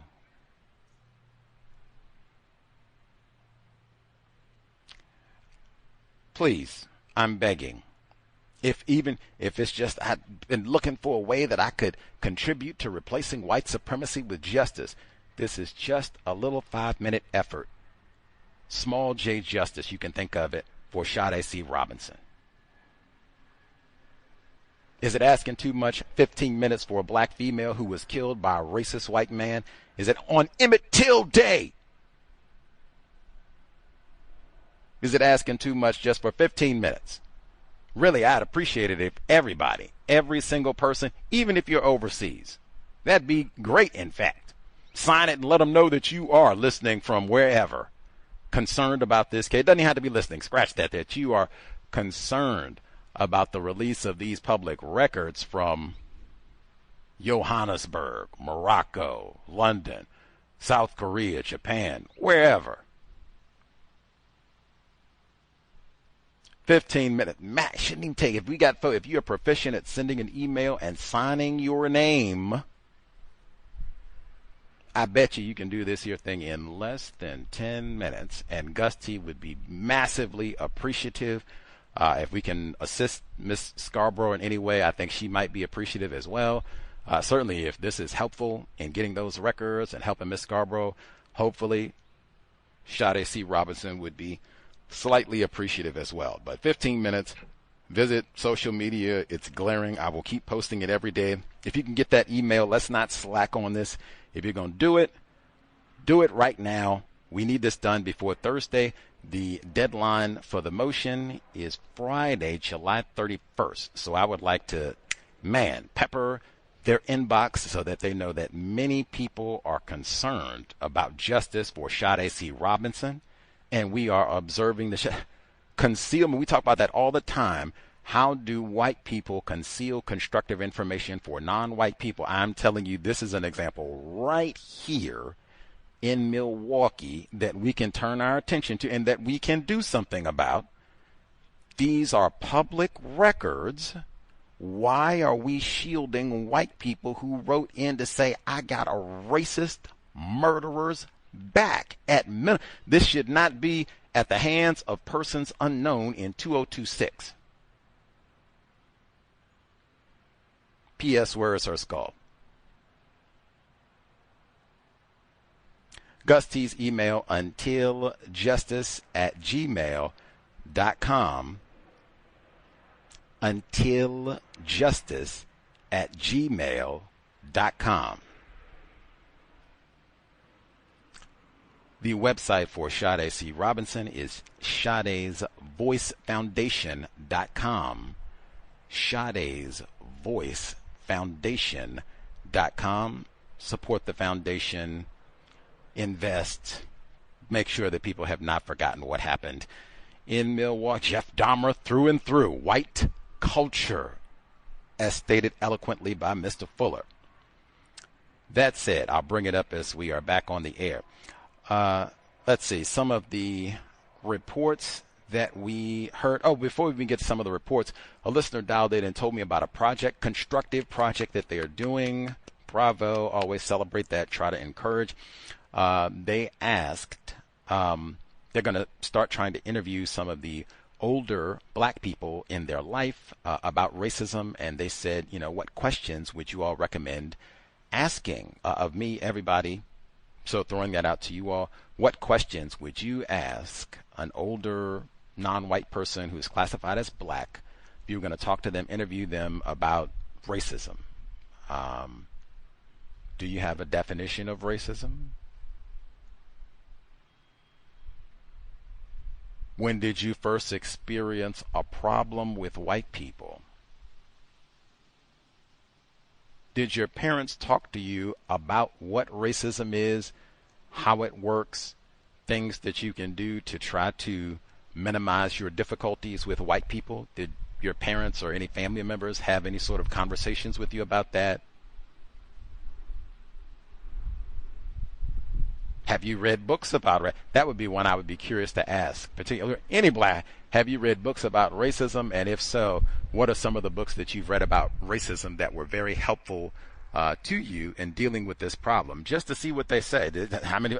Man, that Michelle Alexander, like, whoa, that's the best thing. Man, I read that and that changed my whole life. Like, really? I talk about this for a while. That might be one. Do you have white friends? Have you had white friends in your life? Do you still have them now? Probably think of lots more, but just, and certainly whatever interests that you have. Do you think that you focused or that you have used your time and energy to try to replace white supremacy with justice? That some of these questions would just be, I think, to just get a kind of broader spectrum to see, because I suspect you would end up with a lot of black people who no definition of racism. No, I've not been focused on trying to replace white supremacy with justice. Probably haven't read too many books. Like that would be, I suspect, the kind of broader consensus, but I could be wrong. That's why you do the interviews. And then whatever other questions, because I was thinking this should be done, but I'm generally like targeted. Like if I could talk to black people, like black veterans who had a specific experience that people who lived through, oh wow, I'd be interested to talk to them and see what they have to say. But like, man, when he asked me this, my mind flashed back. There's a black male author. He wrote a brand new book about the massacre in Tulsa, Oklahoma. He came here to Seattle to speak. Is awesome. Black male, older black male, type of person that we're talking about interviewing. He was sitting in the audience, and he got up during the Q&A, and he said, man, I grew up in Oklahoma, and I didn't know nothing about this, which incidentally is the exact same thing Neely Fuller Jr. said, who also grew up in Oklahoma, born there in 1929, October. So this black male, he says, yeah, I grew up was born in Oklahoma. I didn't know. I think he said Tulsa even. So, you know, he's like, I didn't know nothing about this. I never heard nobody say anything about it. And in fact, I had moved away and was kind of older in life. I think he was saying like, you know, in my 40s or something before I even heard about it and started investigating. I said, man, I'm going to go ask him some questions about this. And the victim said, well, he just said he didn't know nothing about it. What you going to ask him? I said,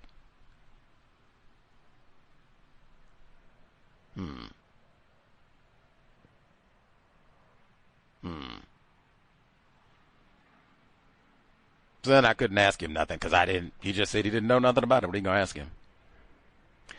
I've run into that a lot with older black people. Jonestown came to mind next. Like, didn't you just talk to a whole lot of black people? And some of them who lived right there and met Jim Jones. And that's the type of thing that I talk about. Like, bang, I want to go talk to them and get their direct experience. But, woo, I told you all, I do have it recorded.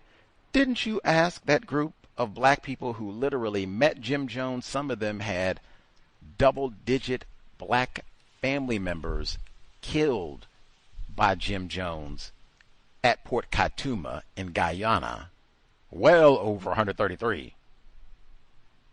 Didn't you ask them, do you all think Jim Jones is a racist? Hey, there you go. Do you all think Jim Jones is a racist? And didn't they like a choir in unison? No. I got that on recorded. I have to play that conversation one day. Anyway, but those conversations flooded back to me. Even we did this and we had other listeners. This wasn't just me. They said they went and asked their relatives, older black people, said, hey, you lived through Jonestown. What you remember about when all them black people got killed and everything down in Guyana and old Jim Jones? What you remember? Don't drink the Kool-Aid?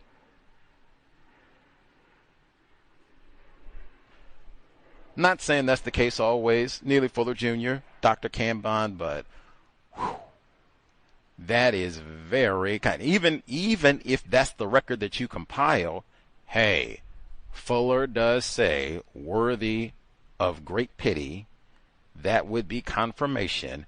We need to do a lot of work. Reading is more important than watching TV. But those would be some of the questions I would ask. If you have a question, hey, you can drop an email to confirm.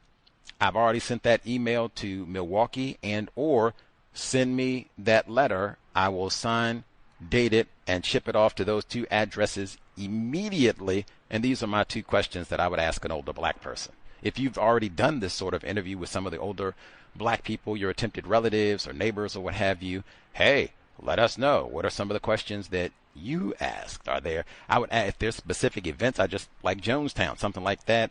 If there are local events of racism, white supremacy, like it was a black person who lived in LA for a really long time, they spent maybe their whole life in LA. Hey, you can ask them about all kinds of things. The O.J. Simpson trial, LA riots, all kinds of things. If they, have lived there a long time and what their view is on that, just depending on where they are, what your interests are in terms of counter racism, in terms of areas of people activity, all that. But yeah, if folks have questions, let me know. I will gladly pass them along. Drop that email to Milwaukee. Let's see. The reports that we heard at the beginning, they talked specifically in Louisiana about summer camp access and how this can be really difficult, particularly for parents classified as black, and some of the immediate problems that they mentioned: cost, transportation, availability. Maybe they don't even have too many camps in the region where you live.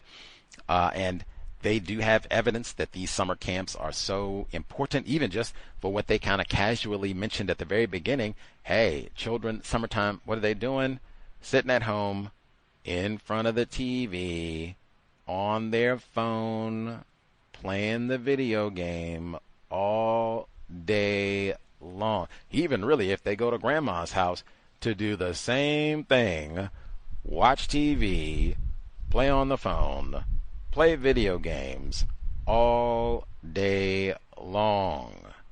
Yes, summer camp, even if it's just a break, no TV watching for a little while. Thank God. You can get outside or actually talk to a person, engage in some physical activity, lots of things. Way better than click, Netflix and all that white supremacy entertainment.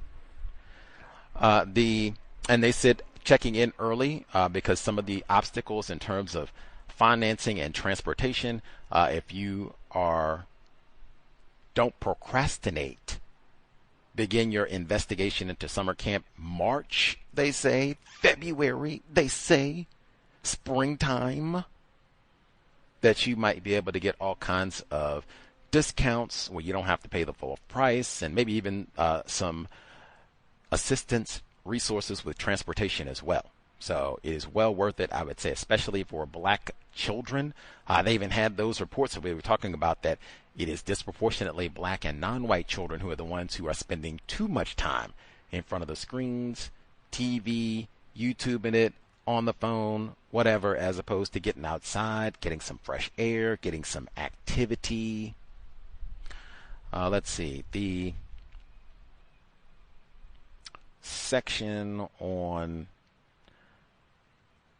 Port Khartoum, since I just mentioned, they said that the ferry capsized and that they have 133 people that they're trying to make sure that they can secure it and all of that. I just said there were over 900 fatalities with Jonestown, the People's Temple Agricultural and Medical Project that was at Port Khartoum. Even that ferry capsizing, when they talked about why did this happen, it got hit by a wave. Okay. They also said, now, was this trip abiding by maritime policy and procedure? Did they have excessive cargo on board that might have destabilized the vessel? I said, ooh, that is real Jonestown-ish. Meaning, if folks have a memory, when we read, was Jonestown a CIA medical experiment, that they were doing all of this smuggling of guns, narcotics, gold, because there's supposed to be lots of, talking about illicit gold and diamonds and all of that. There's supposed to be gold and what have you in Guyana, and it might have even been in the disputed region, Port Khartoum, where the Jonestown settlement was, but that they were illegally bringing in all of these products, not going through customs, not even supposed to be bringing guns in the country, much less all this other narcotics and all the rest of it, and it not going through customs. That was a big part of what was reported. I think not even just reported, substantiated in the coverage after, oh my God, how did all this happen? And all the rest of it was that a part of the CIA operation? But that reminded me so quickly of Jonestown, even something that did not, in terms of how quickly the information got out. That didn't happen with Jonestown. There was a suppression, a concealment of information, and particularly within Guyana. We talked to people who were born in Guyana, and they said that black people were having to call out to get information to find out what happened. This time with the ferry capsizing, the people on the ferry were using their cell phones and all that to contact people immediately to help get help. So a little different. They didn't have cell phones, and if they did have cell phones back in Jonestown, Jim Jones would have confiscated them. So let's see. In West Africa, they talked about the price of gold going up, and so that increases all of the illegal gold mining in Sierra Leone and other areas. We have talked about this specifically on the continent, South Africa and other regions. All of that mining of cobalt, coltan, gold, diamonds, most of the time that has been, we are going to hack up some like total operation of racist, white supremacist genocide. We are going to hack up body parts and kill black people in numbers that you would not believe. And we even talked about there's a lot of research about all that homoeroticism, because frequently for the mine work, they get lots of black dudes. And so they stack them down there in the holes, and they're away from these mine shafts. Frequently you have to travel great distances from your residence to go do this work. So they have this homo-social, often even homoerotic environment that happens in the all a part of the system of white supremacy racism. They have whole books and dissertations and reports about this as a component of white supremacy in this part of the world. But they said the illegal gold mining operations, in addition to how toxic they are, they started with how toxic they are for the earth. It was, oh yeah, it's bad for people too. Like, what? Shouldn't it be the other way around? Like, man, this is really bad for the people out there doing it. Like, yeah, you're going to mess up the river, ain't you? Like, oh man, you all could die. We still want to come over and do some fishing, get in the river, and y'all done messed it up. Oh. life unworthy of life, as Dr. Welsing would remind us. But they talked about how this is all poisonous and toxic for the environment, and then, yes, the people too, all for white people to get this.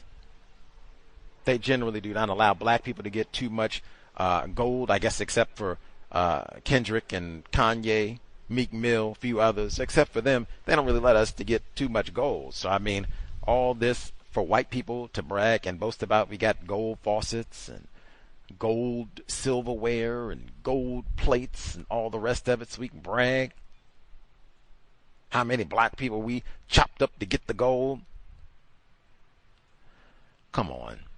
And when they said getting this gold, it can be used to undermine local governments, they said in so-called Africa, Asia, Latin America. They did not name any. When they talk about so-called global north, western, they didn't name none of them places. France, England, they didn't say nothing about that. All this illicit gold undermine them. Now, I'm not saying it doesn't. I'm just saying that they seem to talk about this as a further way to sabotage non-white people who are allegedly in control. They are not. When they said the organized crime groups are a part of this mining operation that undermine the governments, the organized crime group is the white race. Whoever is second or third, they are so far back, they're on another planet. Let's see. And even when they were talking about the wedding bands and stuff, white people tell us all the time, if you're a black female, you ain't going to get married no way. Unless some white man scoops you up out of pity, and there ain't going to be too much of that. So you ain't going to get married no way, so you ain't even got to worry about getting no gold band on your finger. Haven't they said that for years? We heard that. Pam and I talked about that. Dr. Welsing, they've said that for years. Sometimes have whole big, thick reports to back it up, saying, you know you're not going to get married. Look at Leroy. Who's going to marry Leroy? Let's see. The segment on the pipeline, I thought that was fascinating, and that was in the same, a part of the same BBC report from this week. I thought it was fascinating because that's the same region that they were talking about the illicit gold mining. I said, oh man, now, especially if you're talking about that this pipeline is supposed to be a part of African power. Shh, we done already told you about the sabotage. Within the same report, we told you, sabotage local governments. Ain't no way in the world we gonna sit around here in African power. What? Whatever. That's what I would be thinking, especially if this looks like this could be lucrative. We gonna need this moving forward in Africa as an energy giant. What? And they included Nigeria. I said, just because they have one oil there, and then they have a massive population of black people, going to be 1 billion, it's predicted by 2100, undermining local governments.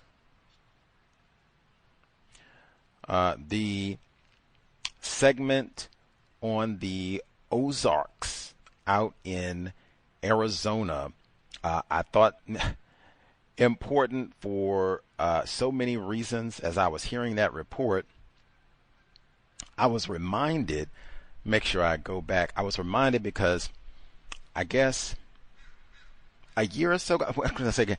Reading is more important than watching television.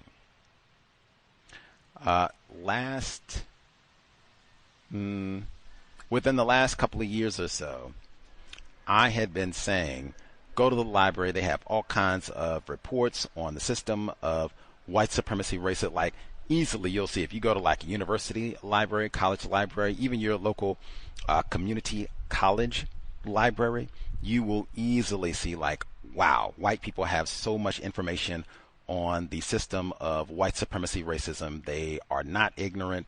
They are not confused. They are super duper experts on all of this. I was at the library,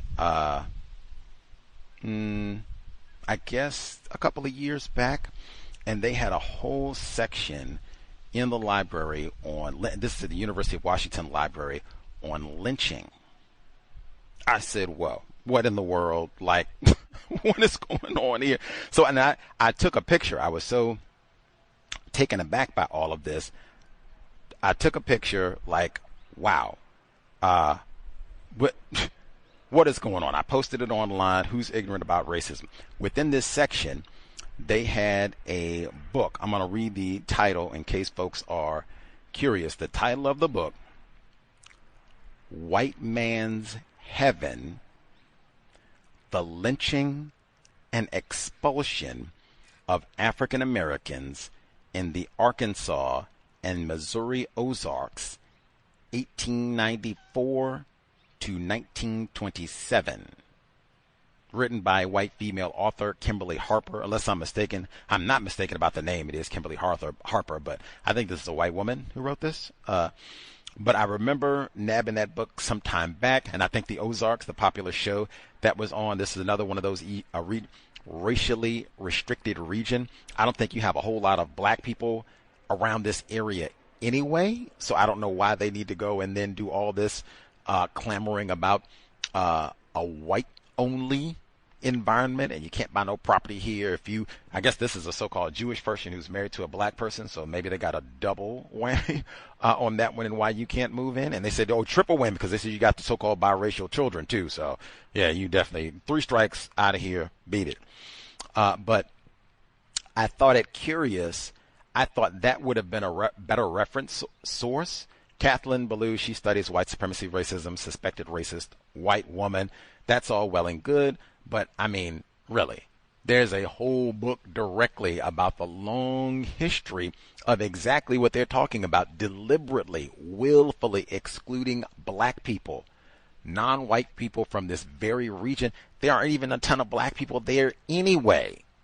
That would have been, in my opinion, a much more accurate context for having this sort of discussion, and even bring up James Lowen's Sundown Town, how prominent this has been, and continues to be in terms of white people deliberately setting up these sort of environments. I also thought it was important within the context of that segment, the white man, Eric Orwell, not Orwell, Orwell, Orwоll.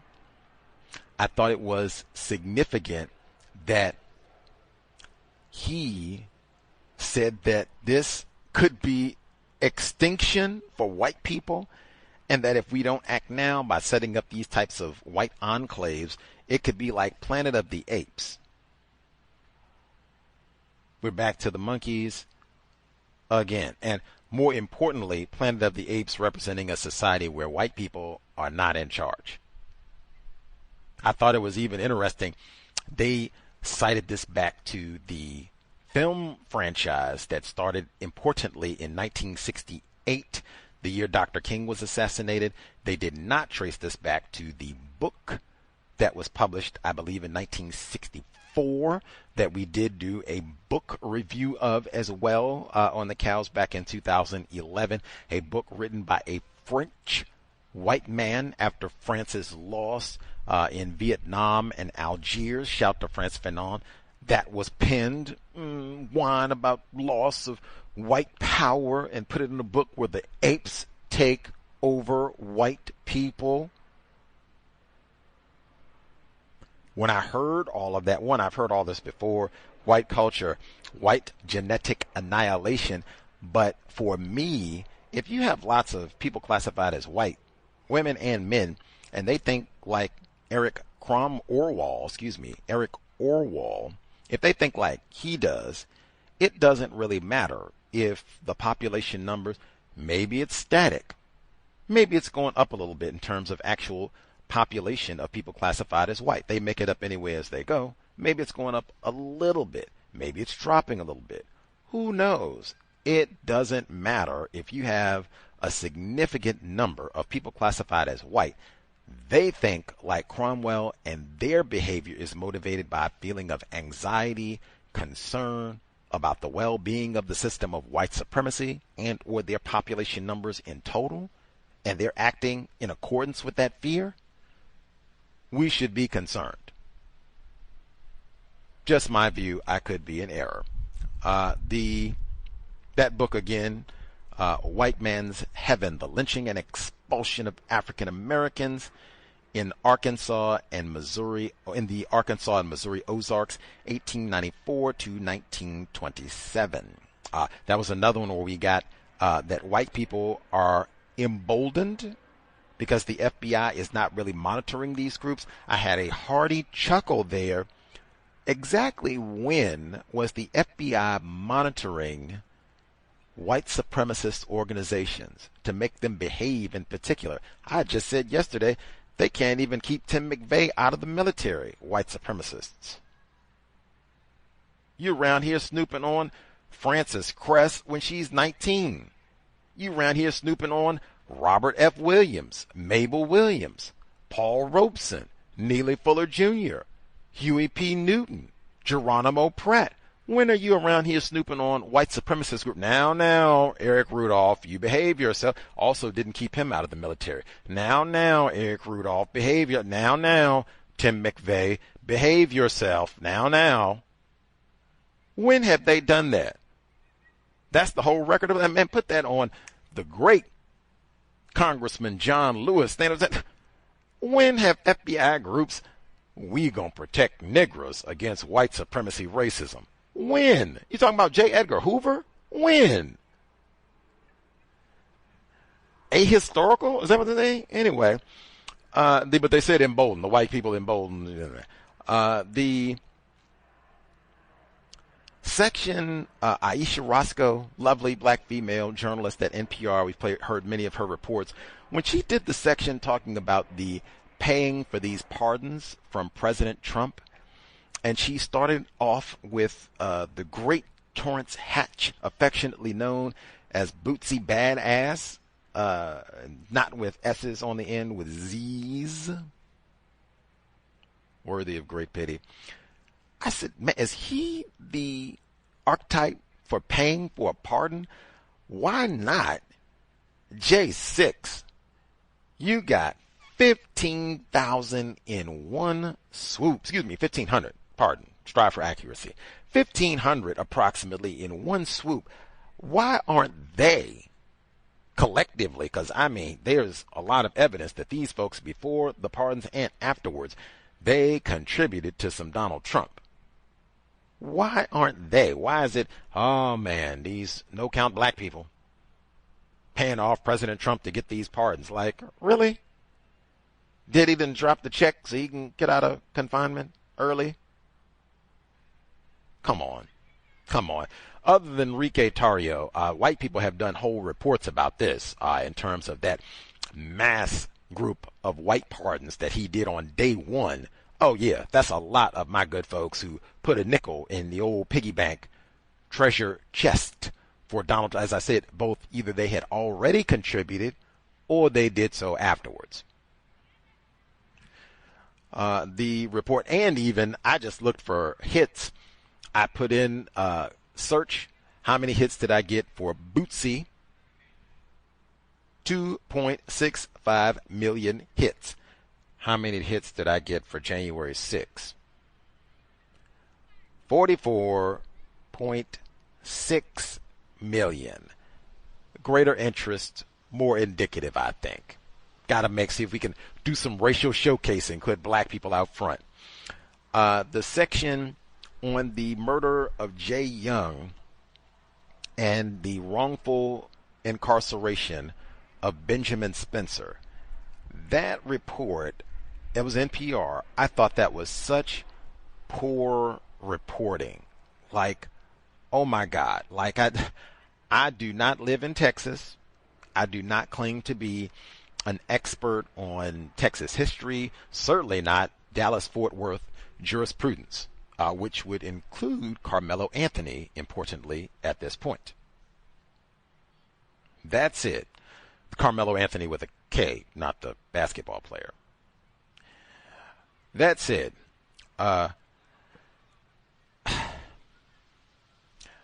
Earlier this year, we were doing our discussion of John F. Kennedy, his assassination in Dallas, Texas, and Gus T.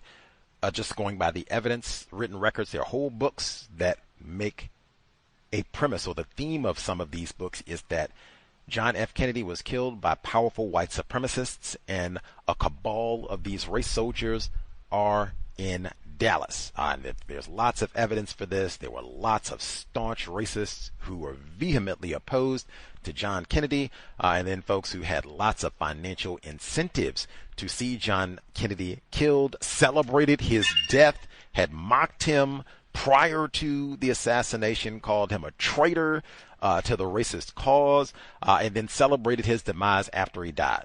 Lots of evidence of this on public record, very widespread.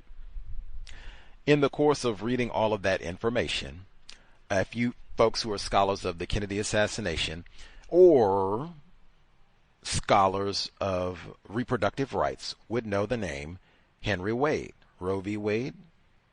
He was the prosecutor who would have been taking Lee Harvey Oswald to court if things had went differently. He also was the prosecutor involved in the overturning of Roe v. Wade a few years after the assassination of John F. Kennedy. John Fox Kennedy, suspected racist.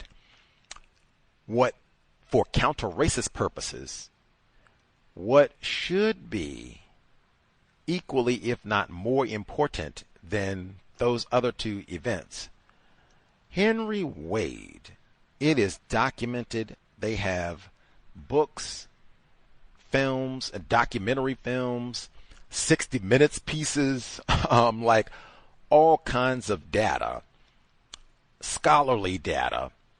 Henry Wade, as a white male prosecutor in Dallas for decades, he didn't retire until almost the end of the 80s, for decades, he literally had a code book about the, what did I say with Sade Robinson? I said I was going to come back to it. We got to get that voir dire, the written record of how we arrived at this jury that had two black people. Henry Wade literally had a code book to exclude black jurors, non-white jurors. We want all white jurors. That report from NPR where they spoke with the son of the white officer who was killed, they didn't talk to Benjamin Spencer and his family and how this impacted them. They didn't even, in my opinion, give adequate detail about Benjamin Spencer, who was convicted by an all-white jury. In fact, I'm going to go back and give some of the extra information that they left out. Benjamin Spencer, privileged black male who spent almost 34 years in greater confinement for a murder he did not commit. The wrongful conviction. In 1987, Spencer was a 22-year-old newlywed when he was arrested for the robbery and murder of Jeffrey Young, a white business executive in Dallas. Despite having an alibi and no physical or DNA evidence linking him to the crime, an all-white jury convicted him. He was sentenced to life in prison. His conviction was secured entirely through a combination of shoddy police work, eyewitnesses who lied for reward money, a jailhouse informant seeking early release, and prosecutors who withheld exculpatory evidence. The release and official exoneration following the investigative reporting by The Atlantic and a re-investigation ordered by a new Dallas district attorney, which used to be Henry Wade, Spencer was freed from prison on bond in March 2021. Exoneration in August 2024, a Texas judge officially dismissed all charges and declared Spencer actually innocent, clearing his record completely and rendering him eligible for state compensation. His tragic case is the subject of the book Bringing Ben Home by former NPR journalist Barbara Bradley Haggerty, who we heard, which documents the systemic failures and implicit bias that led to this decades of wrongful imprisonment, now specifically with Henry Wade. The legacy of longtime Dallas County District Attorney Henry Wade heavily shaped the culture and system that wrongfully convicted Benjamin Spencer. While Wade technically had just stepped down when Spencer was arrested in 1987, Spencer's case is universally cited by legal experts as a product of the aggressive win-at-all-costs system Wade engineered. The connection between Henry Wade and Spencer's case involves several key elements. The Wade machine culture of white supremacy racism. Wade served as the Dallas District Attorney for 36 years, from 1951 to 1986, building a legendary conviction machine. As documented in Barb's book, Wade fostered a hyper-competitive environment where prosecutors fiercely competed against one another for the harshest possible sentences. These would be white prosecutors. Winning a conviction was prioritized over seeking the objective truth, a culture that directly influenced the prosecutors who handled Spencer's trial immediately after Wade's departure. Shoddy investigations and Brady violations. Wade's office was notorious for using jailhouse informants, pushing unreliable eyewitness testimony, and intentionally hiding evidence that favored the defense, known as Brady violations. Spencer's conviction relied entirely on these exact tactics. The state used a jailhouse snitch looking for an early release and eyewitnesses who lied to collect reward money. White prosecutors, it says while, but they would be white. While white prosecutors suppressed evidence that proved Spencer's innocence. Part of a widespread pattern of exoneration, Spencer is part of a massive, decades-long wave of exonerations undoing the work of Wade's era.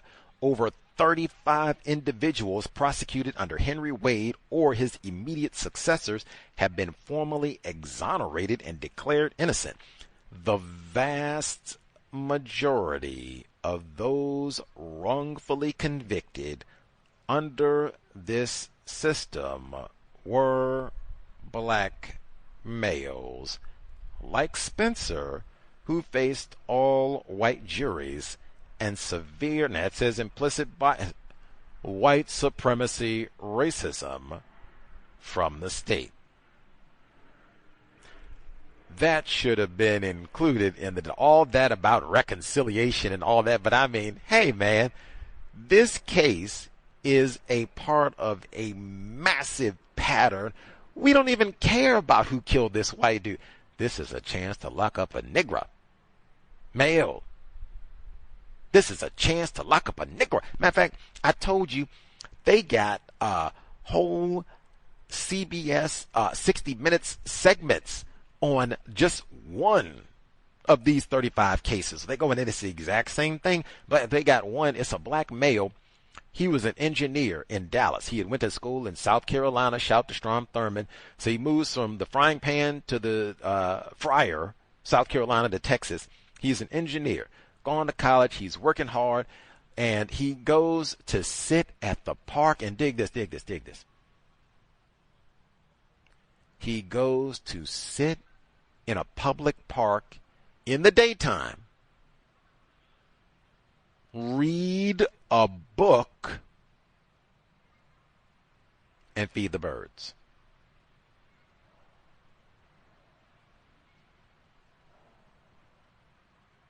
A white woman saw this. That Negro is suspicious. He comes to the park. He's reading. I'm going to call the police. And she did. They said, we got somebody who is robbing Kentucky Fried Chickens. You at the park reading?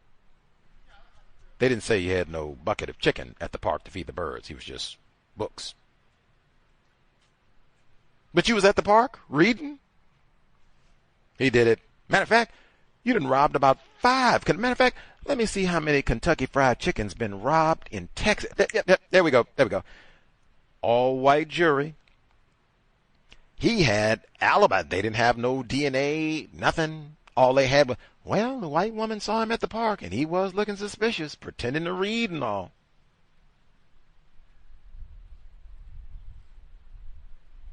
He was at work, allegedly, during the time of the burglary, and all of his white co-workers were willing to come in to testify and say, man, and I think his name was Leonard. And it couldn't have been Leonard. He didn't do all this. He was at work. How's he robbing the chicken stand if he's at work helping us do some engineering? Bah. Convicted. Convicted. Guilty. Guilty. Guilty. They went, like I said, CBS, they went, checked all of this. Same thing, so-called shoddy police work, and didn't investigate, and making all white juries deliberately so. Like, they have documentaries on this because it happened so at least 35 times, over and over and over and over. Same thing with that case. So who was going around robbing the KFCs? Who knows? Was it a black person? Who knows? Did you catch anyone? Who knows?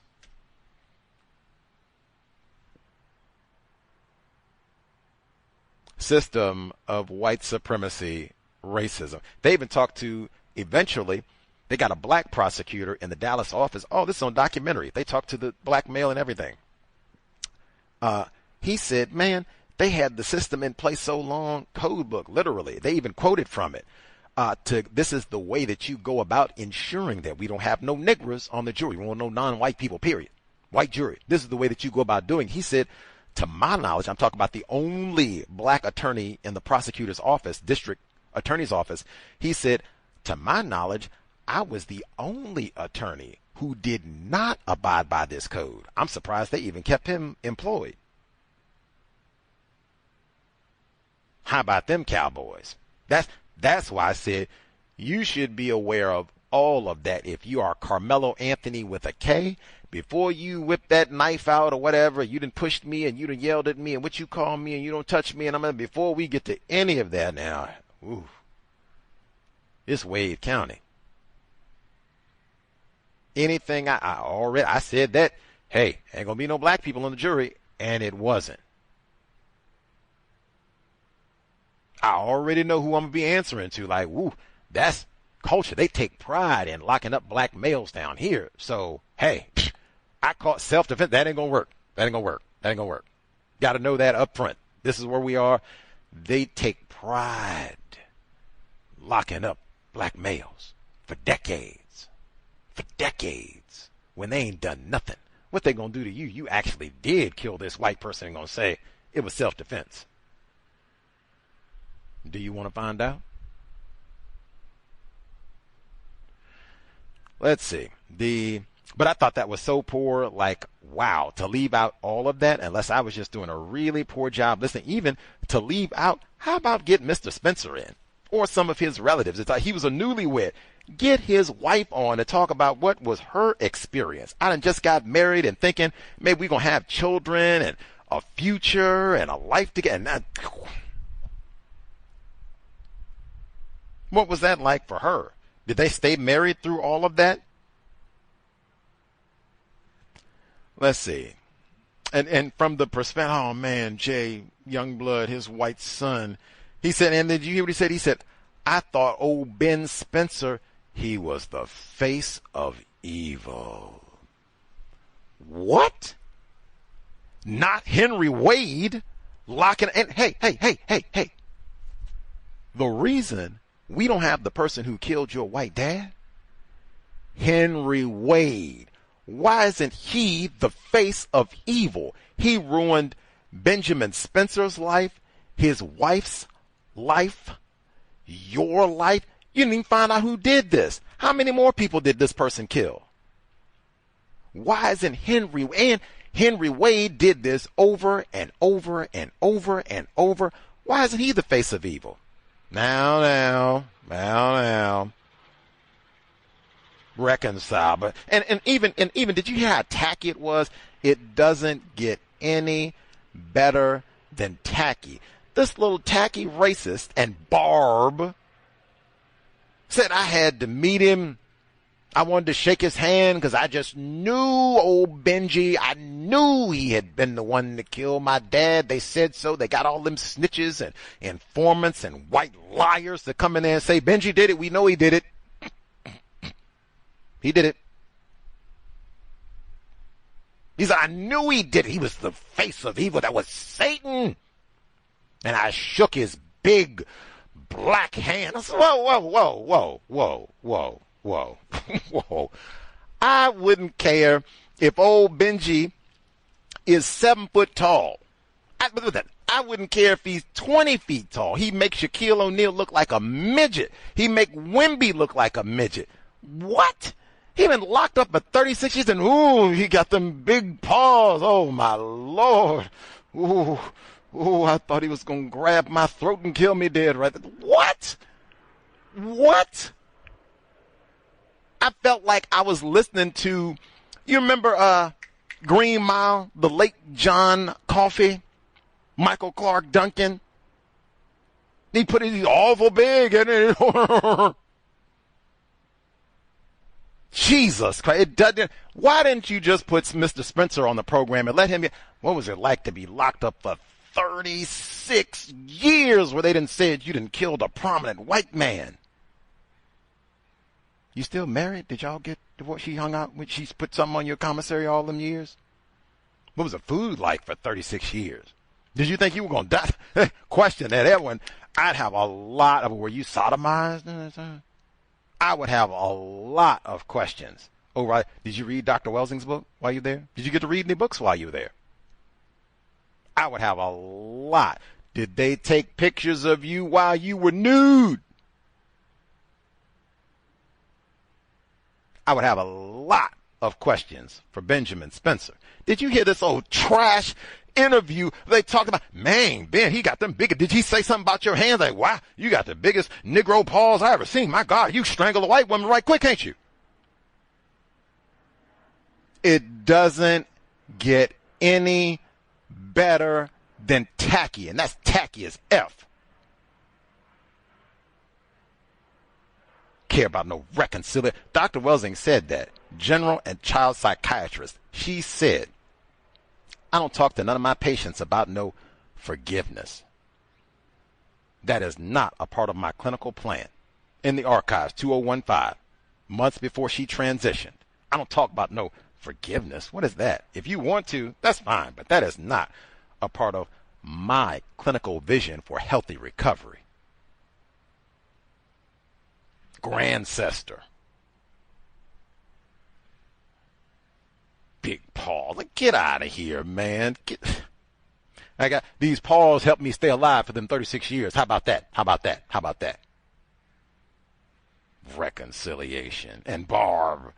The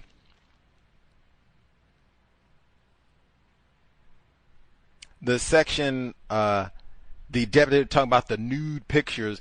The deputy sheriff in Bucks County, Ryan Gaffney, suspected racist. #1 book remains The Delectable Negro, Human Consumption and Homoeroticism in U.S. Slave Culture. Sheriff Ryan Gaffney in Bucks County. What's the demographics in Bucks County? 84% white, less than 5% black. Racially restricted region. I think this is where that little white fella who they alleged took a shot at President Trump, I think this is where he resided. I'd have to go double check to make sure, but either or, racially restricted region. Even with that paltry number of Negro residents, I strongly suspect that old Sheriff Ryan Gaffney, when they made a call, he's having a mental health and he ain't got no britches on. And he said he covered his body cam and put a click. Oh, let me go show that all the female. Look at that. You ain't seen that before? Look at that. He said it had the suspect, different male, handcuffed Ain't got no britches. Click, oh, got to get that, click, click, click. That is the exact same behavior I've seen before. They brag about that in Breaking Bad. That is not ignorant. Then he lied about it, willfully knowing you're not supposed to be engaged in this behavior. That is the exact, though that is in Delectable Negro, where Woodard talks about if you are a victim of white supremacy, you can't even decide if you are going to wear clothes. In fact, we just heard that an old lion, high yellow wench, Michelle Alexander's new Jim Crow. She talked about the segment in Tulia where they went and wrongly arrested all them niggers. Tulia ain't Dallas. They went and arrested all them niggers in Tulia, and they got them at the crack of dawn and put them on TV where they were half nude. Didn't give them a chance to put no clothes on. Why is that? System of white supremacy. Delectable Negro. I decide if you get to wear clothes. We want you to be nude before the whole world. We're going to put you on TV and wrongly lie and say that you done sold drugs to the whole town, and we're going to snatch you out of bed without even giving you a chance to put on your nightgown. That's how we do it. In fact, wait a minute. Say cheese. Click. Put that on IG. Put that on IG. Look at that. Look at that. Look at that. And Kobe. I keep bringing that up because that was the LA Sheriff's Department. This is Boone County. Excuse me, Bucks County. I get Boone. Bucks County, Pennsylvania. All the way across the continent. LA Sheriff's Department. Click Kobe Bryant. Look at that. They got crispy Kobe. Click and do the exact same thing. Just like I got the lynching photographs. Go to the park. Look at that. Look at that. Look at that. You ain't seen that before. Look at that. Look at Cole. Look at Cole. He ain't never looked better. Look at that. Look at that. Look at that. Look at that. Same thing. Look at that. Look at that. He got the handcuffs and everything. Got him all tight. Reminded me of the Goon Squad in Mississippi. All we needed was the dildo and the chocolate sauce. Remember that? We handcuff them and throw them in the shot. Same thing.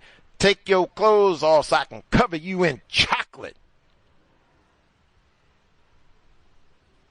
White culture. Anybody heard reports of that? Black males, because they got black enforcement officers, black males, so they go and get a white suspect, say, I'm going to get vengeance on you, strip you nude and take pictures of your genitals. I put money down. Bucks County, 84% white. I put money down. He did not take pictures of no white subjects cuffed and expose their genitals. I put money down. That's not what he did. It's less than 5% black people in Bucks County. I humbly submit them pictures. That's a part of that 5% in Bucks County. You can let me know if I'm in error. The segment, allegedly, they say it is, or before I get to the Emmett Till Day, the segment about the young Somali child, they're prosecuting the white woman, Shiloh, allegedly, where the young Somali 8-year-old, he nicked the applesauce from her bag and she was ready to kill him. She turned and you stealing nigger, I'll squash you on the spot. I can't believe it. And sick the hounds of hell. You're the face of evil. You stole my child's applesauce packet. Oh my, can we deport him? I'm like, man, for applesauce? Is that serious? Jesus, I don't advocate no stealing. The first thing I thought was, President Trump, I thought he said Somalia. That was one of them so-called S-hole countries. We don't want none of them, like, send them back over here. They feces. We get all these trash niggers and everything. Send them. That was a part of you sound kind of racist, the way you talking about these people. You don't talk about the Ukrainian immigrants that way. Anyway, I heard all that. I said, wow, I would think she would have a lot of sentiment, empathy, and support from people saying, he ain't supposed to be here, stealing our all-American applesauce. You get on out of here. You get a fruit by the foot pack and get on out of here. We didn't ask for no Somali. You and your Haitian cousins, you get your TPS and you get on out of here, man. Stealing. Now, you ought to be ashamed of yourself, stealing applesauce. That's what you came here to do. That's what we expect from you, stealing applesauce and raping white women. They said Shiloh, allegedly she got her conviction or whatever, although she didn't probably skip town, so I guess she ain't got to worry about it. But Shiloh got $800,000 because they felt so bad that they stole her applesauce. She got attacked by the Somalian pirate. $800,000. I said, how much money did the little 8-year-old get? He get 30 cents? 5 cents? Hey, you don't give him money. They say you don't give the transients, you don't give him money because he might go buy crack cocaine like Gus T. So we give him food. Hey, did he get even any applesauce? Like, I know it's a whole lot of people classified as white got Costco memberships. Gold one, executive one too. They could have went to Costco early in the morning. My little thieving Somalian brother, we're going to stack you up with applesauce packets to the hilt. They don't give you no money. At least until the ICE people come to deport you. Boy, you going to have applesauce packets until you turn 18. We done Costco'd it up. Just stack them on the back porch, but you ain't got to worry about that. As a matter of fact, you will be the applesauce packet king. You can take these to school or the park. You can trade. You can see if other people, maybe they got fruit roll-ups. Maybe they got Lunchables, Chips Ahoy. You trade, hey, 2 applesauce, Chips Ahoy, 3 applesauce for the Lunchable. You can do a little barter pad, whatever, but we're going to stack them up. You'll be straight. At least ain't going to have to be no stealing of applesauce pickets. Did he at least get that hookup? $800,000. Y'all couldn't get me an applesauce packet from Costco?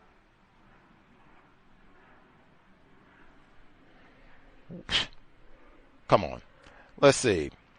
And even this is, I bet, probably a white woman, Shiloh, who had a Costco membership, probably had like 1 billion applesauce packets at home. Oh my goodness, poor little nigger. I'm so sorry. I hope you gonna make it, and glad we got one to share. Oh well, Bobby, we'll get you another when we get back home. We got about 1 billion of them. They're gonna go bad next week. We put them down in the storage shelter for the bug out session and all that. But yeah, don't even worry about it, little fella. We got more. Man, we'll get you one. We get to Costco next week. You like the apple cinnamon one? You want the apple apricot? We'll get the apple apricot. We'll get one of both. You'll try them both. It'll be great. Applesauce, cousins. Applesauce.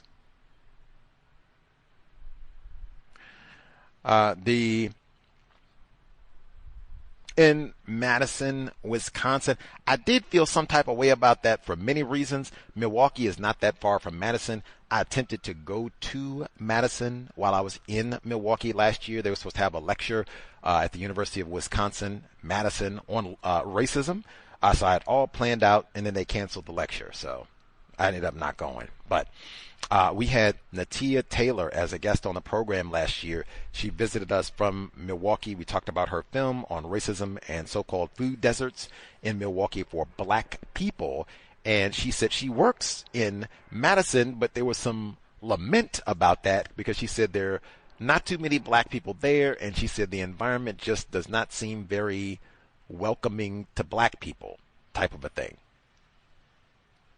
Corey Ruiz.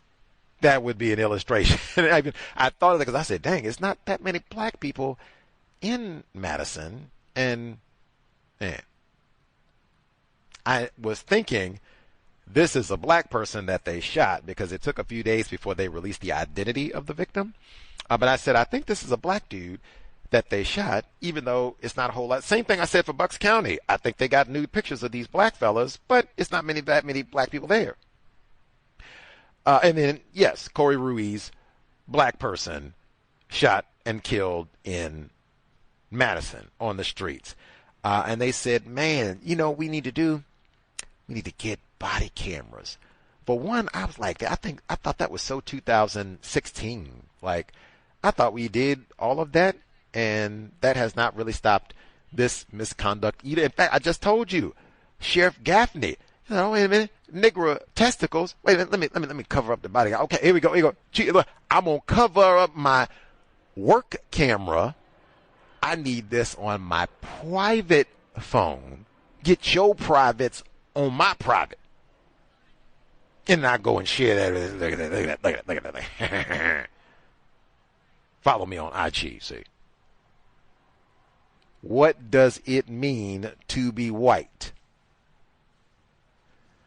The segment, they gave 2 reports, one on Nolan Wells, white friends in Mississippi, where some of the folks accused Mr. Benjamin Crump, attorney representing the family, of giving out incorrect information with regards to the autopsy. I know, hey, we could solve all of this. White friends, snitch.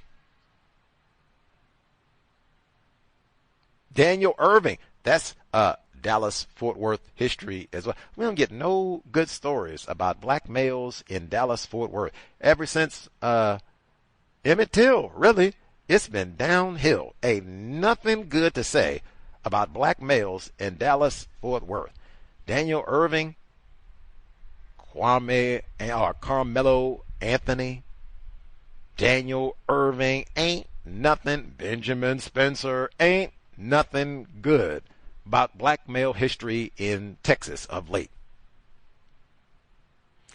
But Daniel Irving failed by his white friends. That's another one where, man, they threw his cell phone away, deleted the communications with him, didn't notify, call for help, and all of this just gets chalked up to, we were scared.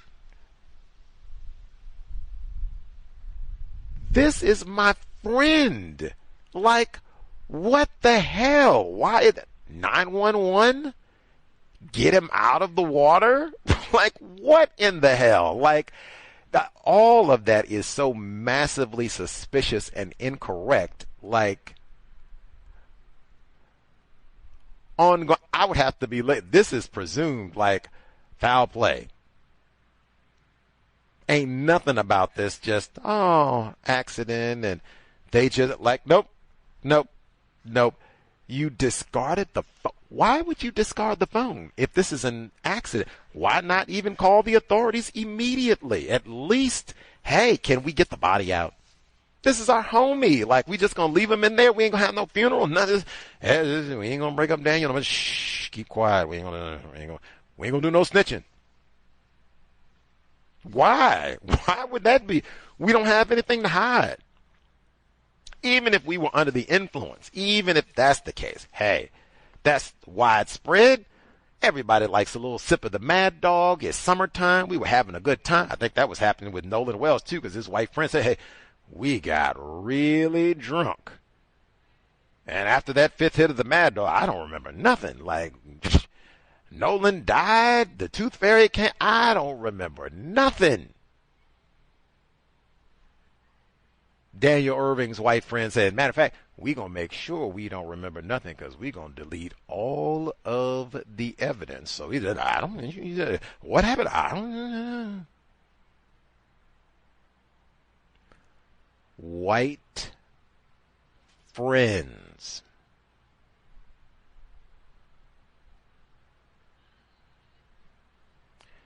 Talk to your children about these events, all of them. Sade Robinson, Nolan Wells, Daniel Irving, Carmelo Anthony. You see how young all of the, I think no child that I mentioned in that group is older than 19.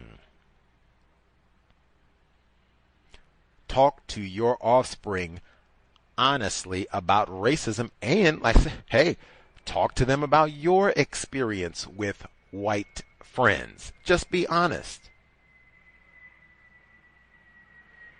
They talked the last report about the Emmett Till Day in Illinois. For the whole state, it's Emmett Till Day. I did not know why they made it July 25 specifically, but Emmett Till being born on July 25, why they set it for today specifically. I guess, I don't know exactly what's supposed to happen, if that's supposed to be like a day of service, or if people are supposed to take that time to investigate what happened and what that reveals about the system of white supremacy. Ernest Wivers photography from the trial. No idea, but definitely making sure that people remember Mamie Till Mobley, remember Emmett Lewis Till, and really remember this is not a mystery. Contrary, I did play the preface audio. We heard a black male saying, find out who killed Robert Kennedy. Find out who killed John Kennedy. Race soldiers in Dallas connected to that. Find out who killed Emmett Till. That's not a mystery.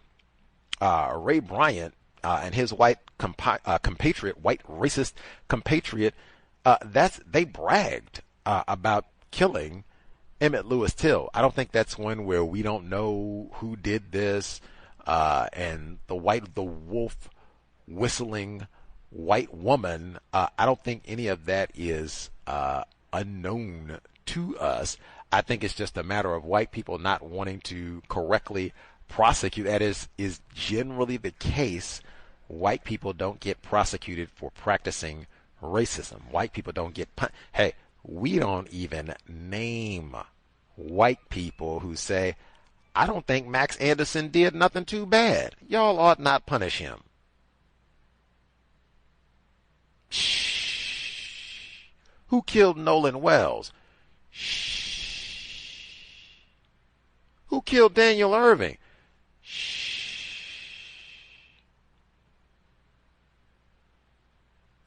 Lots of no snitching. But that's one Emmett Till. White people, I guess, they bragged. I can't really say they snitched. They bragged about killing Emmett Lewis Till. Anyway, I don't know what people are supposed to do with that day other than make sure that we are informed about the system of white supremacy. And I guess I would say make sure you speak honestly to your offspring about white supremacy racism. We could add him to the list, right? I said, so that would be Sade C. Robinson, Nolan Wells, Daniel Irving, Carmelo Anthony, Emmett Lewis Till. You got age range at least from 14 to 19.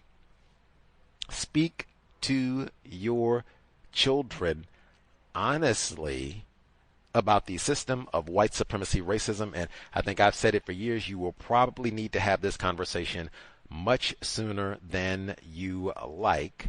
If you are interested in your child surviving, you need to have that conversation early and often.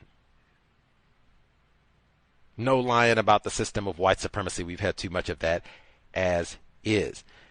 Any hoodles, we will be here on, at minimum, we will be here on Thursday for neutralizing workplace racism, and then Friday for the fourth installment on the memoirs of Robert and Mabel Williams, which has been absolutely spectacular. He has so many illustrations of counter violence and black people having some black self-respect to challenge the system of white supremacy racism in a myriad of ways, but consistently people classified as black, male and female, articulating and demonstrating a willingness to use counter violence. Massive theme of the memoir. Thus far, it has been super impressive, and we even got a FOIA request at the end of our session yesterday. So if you have not been listening, I said this should be our one mandatory read of the year. It has been absolutely incredible. I have learned so much, and we've only had 3 sessions, so we're still kind of very early in the book, The Memoirs of Robert F. and Mabel Williams. Biography Kings at the Catherine Massey Book Club. That'll be Friday, 8 p.m. Eastern, 5 p.m. Pacific. System of Racism in North Carolina. Cannot wait. That said, before we get out of here, again, the investment. Gus T. begging, if you're listening live, you hear the archive, it does not matter If you heard Sheena Scarborough, if you're familiar with the case, even if you're not, if you are interested sincerely in replacing white supremacy with justice, if Gus T can beg, because I'm asking more than once, can beg for, I say it's less than 15 minutes of your time, sincerely. All you have to do, go to any of my social media pages for the cows. You will see the link. I just posted it a few hours before we went live. You will see, should be 2 images. You will see the letter to send to Milwaukee. All you have to do is download the letter. It's right there. Save as, boop, right there. Download it. Sign it. Date it. You can let them know if you're listening someplace or aware of this case from outside the U.S., beyond the U.S., grand or not. But date it, sign it, and then send it to the 2 email addresses that you will see right there on the image. Again, if you are one of those folks, I don't do all that, social media hoo-ha and all the rest of it, great. Drop me an email, untiljustice@gmail.com. untiljustice@gmail.com. I will immediately send you the pre-written letter that you just need to sign and date, as well as the addresses so you can send it to John Bellows, Director, District Court Administrator, and then Court Reporting Services, CRS.Milwaukee at wicourts.gov. It'll have all of those addresses easily spelled out, so you can just copy, paste, and send the letter after you signed it and dated it. Very simple. If you can send an email, sign your name, and you are aware of what today's date is, you can easily do this. It, I think, would benefit Ms. Scarborough to get these public records. She has a pending civil suit for her child's murder and dismemberment. We consistently on this broadcast and elsewhere have talked about how racists deliberately conceal constructive information from non-white people as an act of white supremacy. This is a live time current illustration that we can help neutralize. Not money, not a 5-year commitment, 15 minutes max. I am begging. Please send the email. Everybody, I'm hoping we do not have one lazy person. Even if we only had 10 people listening to this program, then 10 emails. 10, because I'm 15 minutes. Are you telling me 15 minutes is too much? If 15 minutes is too much to ask just to send an email to 2 people that you have signed and dated, I don't think we're serious about replacing white supremacy with justice.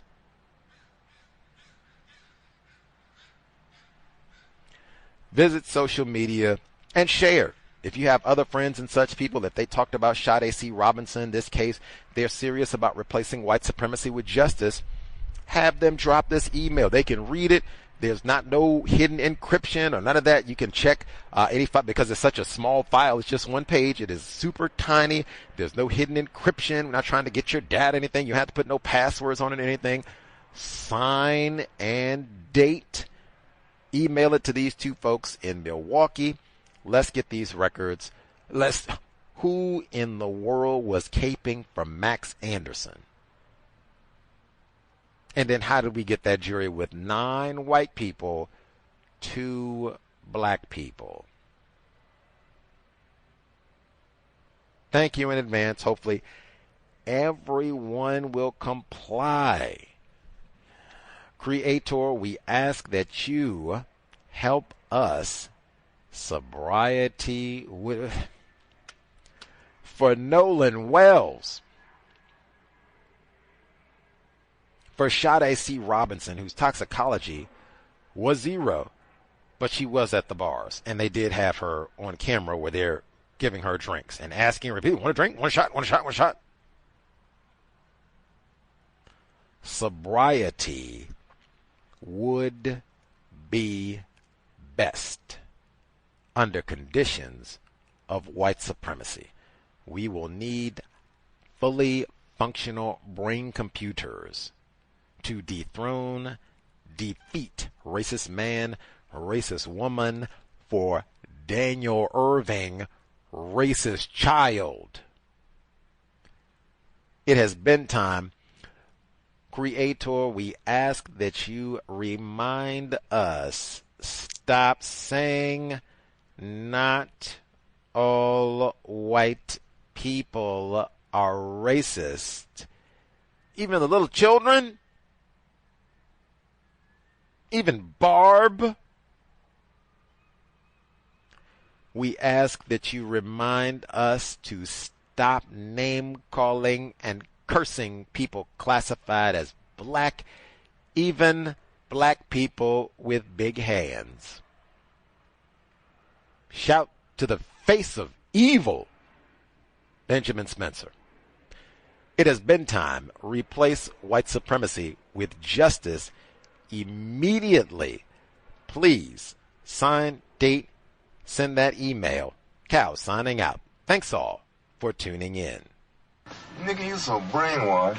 I'm a victim, brother. Problem. You're a victim. I'm a victim of 400 years of conditioning. Shut up. The man has programmed my conditioning. Even my conditioning has been conditioned.